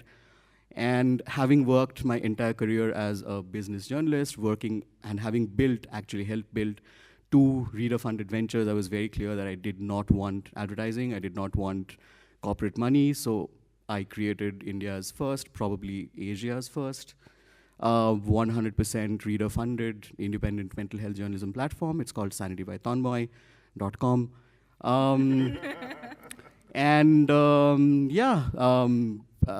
I have paying supporters in 40+ countries. One of the things that I learned from my earlier media jobs, and then shut up, is that it's very important to have a strictly no jerks policy. And I'm very happy that my community is, completely devoid of jerks. I work by myself. I've discovered that it's one of the nicest things I could have done for my own sanity. It's very challenging, but we have been asked to keep the tempo upbeat. So I'll talk about the dark stuff, the bad stuff outside, one-on-one. So yeah. What I hear from hanging out with the two of you, separately. By the way, Perugia is the first time we ever met these two heroes of ours, but we've known them all. It feels like all our life, online, and we've consulted with them and we've learned from them. What I hear from both of you so much is this responsibility that you have to your audiences. This is all I think about when one of the reasons I'm so struck with you, Alan and I are so overawed by you, is how responsible you are to them, how you are, in fact, your audiences. Tanmoy tends to talk about lived experience, and Anu has lived experience in what she does. Tell us about that responsibility. What is that? Sometimes you've called it overbearing, you've called it troublesome, you've called it, gratifying. Tell us about that. Okay. Yeah. I think I just sold myself a bit short over there. Well, I started doing YouTube in 2018. Just actually started taking it seriously because I created my channel about 10 plus years ago, and I just left it there and I just picked it back up. And I think this would go into the responsibility aspect that Rashad was asking, is that since 2018, I uploaded new video on every Monday. It started at 9 a.m., now it's at 7 a.m. And since July 2018, I missed only 1 week. But the lovely story that you told me was you missed that 1 week, but then you found that you were there a couple of minutes late, and you found a whole bunch of your audience waiting there and going, "Hey, Anu." Yeah, in my Instagram, people started swarming my Instagram DMs, like, "Are you okay? Did anything happen? Like, what happened with the video and such?" So people started checking in, which I think I actually am very glad that I missed that week, because when you are churning out videos constantly and just you're pushing it in, and then people were not responding at that time. I didn't know people were there waiting for it that are like just on the clock. So just missing that actually made me realize or understand that there are people who are like invested in it. At Monday, who wants to watch a video on Monday at 7 a.m.? If right? it's you, I will. But listen, rumor has it that you publish your earnings reports online. Yeah. Talking about responsibility to your audiences. What the hell is going on? Yeah, good question. Some of my members are in this room, actually. So I have paying supporters in 40 plus countries in all 6 continents. I'm very anti-scale and anti-growth, and I very proudly wear that. So I have some total of about 3,000 subscribers, that's all. But I'm very proud to tell you that last year in December, I reached a monthly recurring revenue of about $1,600, which is a king's ransom in our part of the world. And for context, Laura is sitting here. I'm going to quote from one of her stories. They did this research in Brazil, and they found out that less than half the creators in that country, which is very comparable to India on many socioeconomic parameters, make less than $100 a month, and 23% don't make any money. And Brazil is a booming market for media consumption online. So just for context, what this community has helped me achieve is truly jaw-dropping, and it doesn't, pay for my lifestyle or anything. Not that I have a very expansive lifestyle, but it's incredible. And one of the things that I've learned in my previous reader-funded stints in different newsrooms is that readers, your audience does not really care about you being accountable to the extent of publishing your financial reports. They don't really, nobody's going to come and ask you for that. They actually are always surprised. Some of them find it really awkward, disarming, but I do it anyway. And that, the half-yearly financial report that I publish, including literally an account of every penny that I've raised and how I've spent it. It has pie charts of how I use my 8 hours every day. That remains one of the most circulated, shared pieces on my website, along with one piece that I published on the day I launched, which was, who's the guy that you just supported? Here are 16 promises that I'm going to make to you. It had a 70% open rate, and nothing stopped that. So I think, accountability is really central to my business model. Like, this is what builds trust, and then that trust kind of translates into word of mouth, hopefully some of them converting into paying supporters, etc. And I love it. It's the one piece that I spend the most time working on. I just want to add to that one, because Tanmoy is one of the person who is very user-funded, right? It's a one type of user. For me, it's two different types of users. One is the viewer or the audience, and also, unfortunately, I do need to take sponsors on my YouTube channel and then also Instagram. So that's another type of audience that I have. But going back to that responsibility part is that creators like us are nobody if we don't have our audiences, our supporters. So we have to hold that trust as a trust very high in our regards. So we need to cherish it. So we can't lose our audience's trust if we were to survive in this industry as an entrepreneur.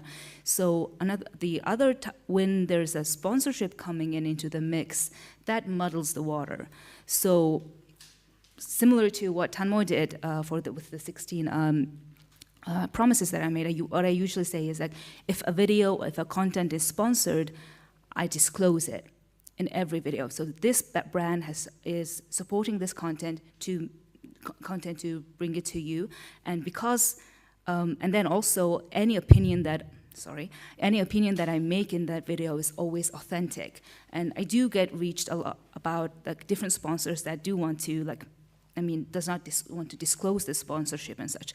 Then I just reply to them, then I'm not your creator. It's just not going to work for me. So it's always have to be win-win-win on each side. The client has to win because through me they can get awareness and reach out to the audience about either the product or the service, whichever it is. And the audience needs to win because they're getting what they want, and then they're not being lied to, or at least they are being transparent about it. And I get to win because, well, I get to eat, I guess. I get to earn a living at least in there. So that is something that I try to emulate or in all the content, so that my audience still trusts me even if there is a sponsor there, and they trust my judgment in choosing whoever or whatever partner that is going to benefit the audience themselves. So one point I got reached out by an oil machinery oil distributor, and I don't drive a car. I was like, it's not gonna match up. Or so the followers I don't like the word followers, but the people who trust me needs to get information that are truly authentic to whoever that is creating them. So that is a blessing and a curse of a very personal content creators, isn't it? But what Anu is not telling you is that she got mobbed by a bunch of her followers in Perugia, and they took her out to dinner. She creates videos only in Mongolian, and I don't know of too many other people attending this festival who got taken out for dinner by their YouTube supporters. Why don't you tell them about that? Oh yeah. As of this morning, I have about 93,000 subscribers on YouTube, and about 80% of them from the analytics. I mean, one beautiful thing about Google is that it gives a lot of analytics. 80% of them are watching from Mongolia. But the rest of it are a global community that speaks Mongolian or understands it. So one great thing that happens every time that I travel outwards and I post about where I am on Instagram, at least somebody just reaches out, hey, I live in this town, would you mind if I take you out for coffee or something? So I take that every chance. I just make a note that I meet with them and then just converse. I mean, what would they like about the channel? What benefits them and such? So that helps a lot. And then because I only make my content in Mongolian, that was a decision that I made. My channel started in English, but in 2018, I decided to convert it back into Mongolian. And especially Mongolians who are, or Mongolian language speakers who are living abroad tends to miss a Mongolian language in their ear. And apparently these type creators like me feels that void, so I'm told. And I got taken to a dinner like 2 days in a row here. Well, that's another business model in itself, right? If you ever need to eat as a struggling creator. Can we talk a little bit about scale? You mentioned it earlier. You said you're very anti-scale. And I know how difficult it is for you, for anyone who's a creator to make that move, that jump to zero, right? Yeah. How does that play out for you? When do you decide that you need to go hire someone else who speaks for you on your behalf? Yeah. So the reason I am very anti-scale, I'm actually not opposed to what the word scale represents. I'm opposed to the way in which the media industry, any industry, pursues scale. I've been a business journalist all my life, so I have a very close understanding of how scale is construed and chased. I figured that, I think about two or 3 months ago, I realized that I was taking on too much. It's all becoming too much for one person. In fact, one of the things, apart from talking about my editorial strategy and things like that, the most number of panels that I've been on have been to talk about Sanity's design. People apparently think I'm some design guru. And I have learned everything from scratch. And now it's becoming overwhelming. So from writing, a little bit of commissioning, art, marketing, chasing subscribers for failed payments, and using we in my social media activity as if there's like an army to support me or something.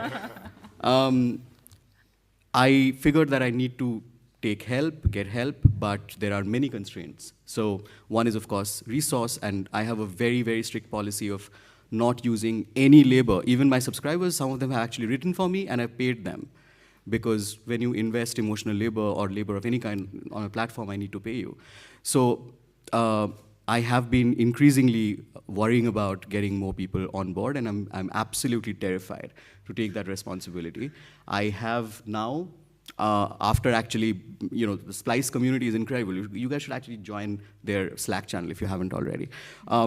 We have these conversations all the time, and I somehow gathered the courage to go out and hire my first intern 2 months ago. And when I put out an email to my members saying, hey, I'm about to hire an intern, and I have these quarterly roundtables with my paying supporters. So this was an idea that actually they proposed to me in terms of, why don't you at least hire an intern who could help you part-time? So I said, hey, I'm hiring this person, and I have to pay them a certain amount of money. And I suddenly got like 200 euro, 400 euro donations in my PayPal saying, where is all this money going to come from? Like, we know your finances, so see how that adds up. So now I'm quite focused on, first of all, overcoming the mental block, the fear of taking responsibility for another person, and making that journey from being a solo creator to actually a bona fide entrepreneur, I guess. So yeah, that's where I'm at. We've had this conversation. Yeah. We did. We were just, Tamara and I were talking about, should we incorporate or not? What were you thinking? What are your market situations? Is that the reason why the incorporation came up is just hiring. I mean, scaling, I guess, because as an individual, you cannot really be responsible for somebody else's living wages, and maybe incorporation will come into it. I'm looking for a lot of support from these guys from Splice on that end, hopefully. So, and speaking to that solo creator is that you need support all the time, because when you are the CEO, when you are the operation person, when you are the creator, and you are your own CMO and everybody in between, you're doing everything, but if you don't have full support on that, it's very easy to get burnt out or get really very doubtful to yourself. And the word solo entrepreneur, being a solo entrepreneur, it's very lonely sometimes. And so that's the dark side of creator industry there, because it's from the outside it looks very glitz and glamour, right? When it's successful, it looks amazing. I mean, people think I am in Perugia, but you get to travel and such, but it is a lot of work, and having the right support system, even if it's an intern or if it's somebody just taking care of things, just in the background, is always great. And there is always a need for proper training or proper support that comes up with it, and people don't talk about it enough, right? Yeah, and I also should point out here that the creator economy, just like the Great Resignation, I mean, these terms are practically meaningless for people in our part of the world, because the creator economy wasn't designed for people who look like us. Everything from the way payments are integrated within your platforms. So for instance, she, because of the nature of her work, uses GA, Google Analytics. I don't use anything that has, one of the first tabs you will see on my homepage is "You are not being tracked here." Yeah. So I use only open source software, including Ghost, which is my core software on which I host the site. I use Commento for commenting. I don't use Discuss. I use Plausible Analytics, which is a GA alternative, which only gives me aggregate data, no individual tracking. All of that costs money. And these are not things that are intuitively known to people like us. And the things that are taken, that are taken for granted by creators in the West. For instance, Anu was telling me that Patreon does not even work in Mongolia. It doesn't work in Nigeria. India is one of the most advanced fintech ecosystems in the world. I'm very proud that we have this infrastructure in India available. But having said that, every single choice that we have to make as creators is expensive. We have to, if you want to build it ethically, if you want to build it slowly, you want to do it right, it's very, very hard to do it out of where we come from. So, and often when it comes to hiring and when it comes to bringing other people on board, this is an understated risk, because there aren't too many other people out there who understand this ideology or understand this philosophy of building something that is rooted in the global South, doing it ethically by eschewing a lot of tools that make our members and readers very uncomfortable. So it's really hard. I think about 20–25% of my time goes in just figuring things out, because there isn't even, apart from, and we keep talking about Splice, trust me, we're not plugging them. They have no interest in us beyond seeing us succeed. But apart from that community, we don't even have a peer group as such that we can talk to. So it's intensely lonely, and the responsibility then becomes even bigger and more mind-effing, essentially. I'm so jealous that you spend like about 1/4 of your time figuring things out. That's like 50% for me. I mean, just, it's so hard to get money into Mongolia that it's just user-funded content is just not possible in Mongolia. That's why I take sponsorships there, but I do make a promise to the users or the audience there. So the markets are quite different, and the creator economy in every country or every region is quite different. And Tanmoy just shed, I hope that Tanmoy just shed very good light on that one. I just love listening to these guys. And, I think this is the first time you've met, except on the little Perugia Telegram channel that we had. We met before, we just didn't tell you. No, I just look at these guys talking, and she's saying, hey, I wish I knew that you did this, and I wish, and then I think, in a couple of years' time, these two guys, I wonder what would come of this. Like, what would happen to Sanity by Tanmoy? What would happen to the Anu Harchu brand? It's going to be this global conglomerate. I was telling Tanmoy that, he after this, he needed to start looking for private jets, which would really mess with your brand. Yeah. You're here saying I'm not even an entrepreneur. I'm just like... No, so actually on that note, I have to say a couple of things actually. One is, there is a very big difference, and it bothers me because I mean I've been a career journalist, and I know how to use social media. I know how to make Twitter work for me. I know it. As a mental health journalist who sort of marries lived experience with deep reportage.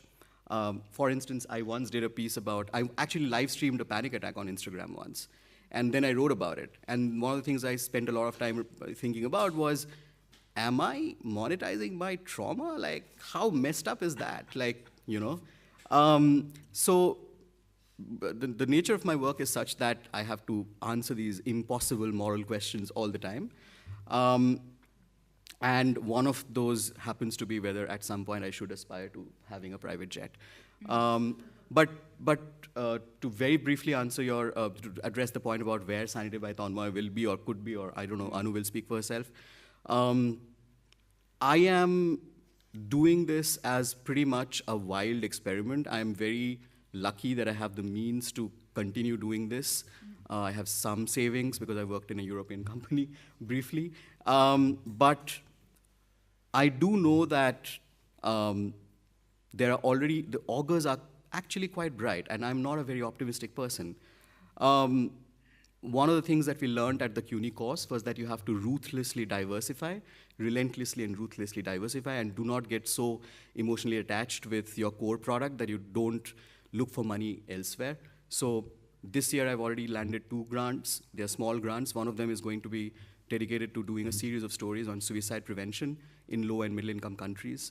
I do a few consulting gigs on the side, and I always tell them that I'm probably the last person they should sign up, because I am very anti sort of neoliberalism and extractive capitalism, but they give me money, and one of the things I make them sign is that you cannot have any editorial control over Sanity.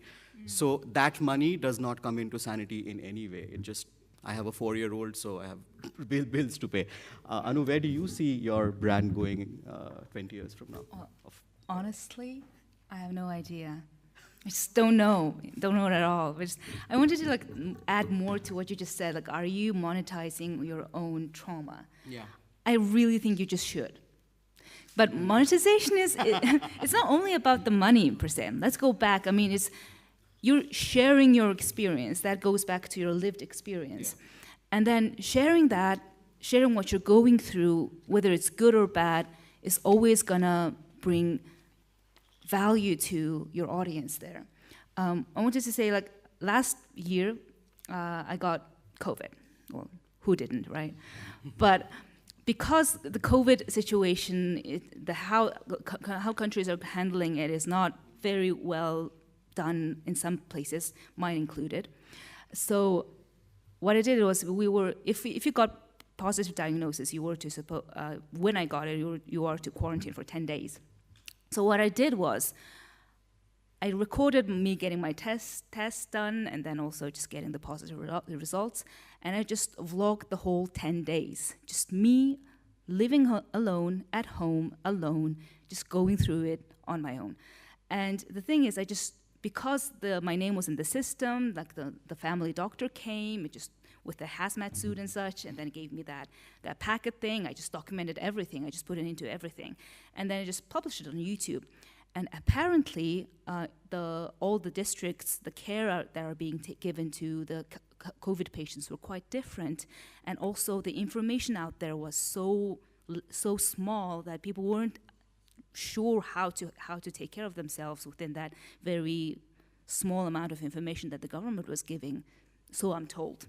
And afterwards, that video apparently gave a lot of people like what to do, how to proceed, how to get your results in the system, what to take. Even like on one day, I read out all the labels of the pills that was given, and I just went deep dive into it. And then there was one antiviral and one antibacterial medicine. And I don't know why they have given me an antibacterial at all. I understand the antiviral, but so it is like sharing your trauma, but you're giving more value to your audience as well. So it is what like personality-driven content is. You are experiencing the world through you and then sharing it to the audience, and as long as it adds value to the audience themselves, there's more value that to be created. And then as long as you provide value proposition, as what marketers would say, I think they should just go for it. I thank you, Anu. Actually, just 5 more seconds and then we can, I think, take questions. To Anu's point, you know, we are unabashedly and very proudly rooted in the global south, and our trauma gets written about by people who don't know our reality, right? And so increasingly I've realized that it's important for me to really take ownership of my own experience and say it my way. Anyway, people with mental health conditions are terribly stigmatized. We all know the drill. I'm not going to go into that. And in the global south, you know, there are just way too many ill-informed stereotypes. And this makes me feel a little more comfortable with what I'm doing, because I feel like I am taking control. I'm taking ownership of my own experiences and not letting an outsider come and do a really bad job of it. So, yeah, thank you. Yeah. Let's do some questions. Yeah. Who's got questions? You may have to come right up here, unfortunately, and use the microphone. Yeah. Thank you. Thanks for the panel. It was really inspiring, actually. I have 2 questions. The first is about the audience. I mean, more in detail. Is something that you look for, like, I want to speak with this kind of people, or is something more random, like, okay, I start to talk, I see I'm speaking with these people, but then I want to talk also with, I mean, how was your experience on that? And the second is more personal, but maybe it's quite generic. I have to write a business plan for a future enterprise I should, create in the future for a project. So if you have some tips on this, I mean, it's very generic, but I mean. Guess since I track my audience, I'll take at least the first part. Well,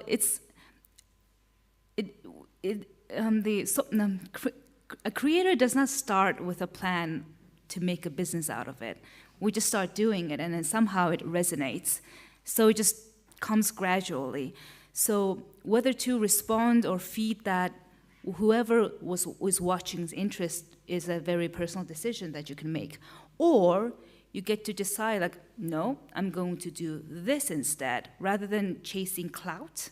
Is that the correct term? Like chasing clout? I want to do some good in the world, or like add value to it, so you can go the other way. So it's a strategic decision of the publisher or the content creator that you are going to do, and it's deeply, deeply rooted in your own personal belief or like the organization's philosophy and such. So you do you, honey. The business plan question, it's going to take about six hours. So, but the audience question, and I'm happy to talk to you outside. The audience question, my decision was actually quite simple. Mental health, lived experience experts, caregivers, funders, policymakers, academicians, and I don't know, by some fortunate, accident once again, a lot of my audience, including a lot of my paying supporters, are actually based in the West. And the feedback that I get from them is that, hey, we don't get to hear these stories in our part of the world. So that's why they, so it's sort of the audience kind of formed itself around the principles of my journalism. So I figured that, people spend a bunch of time thinking about audience segmentation and creating communities. That's very cool these days.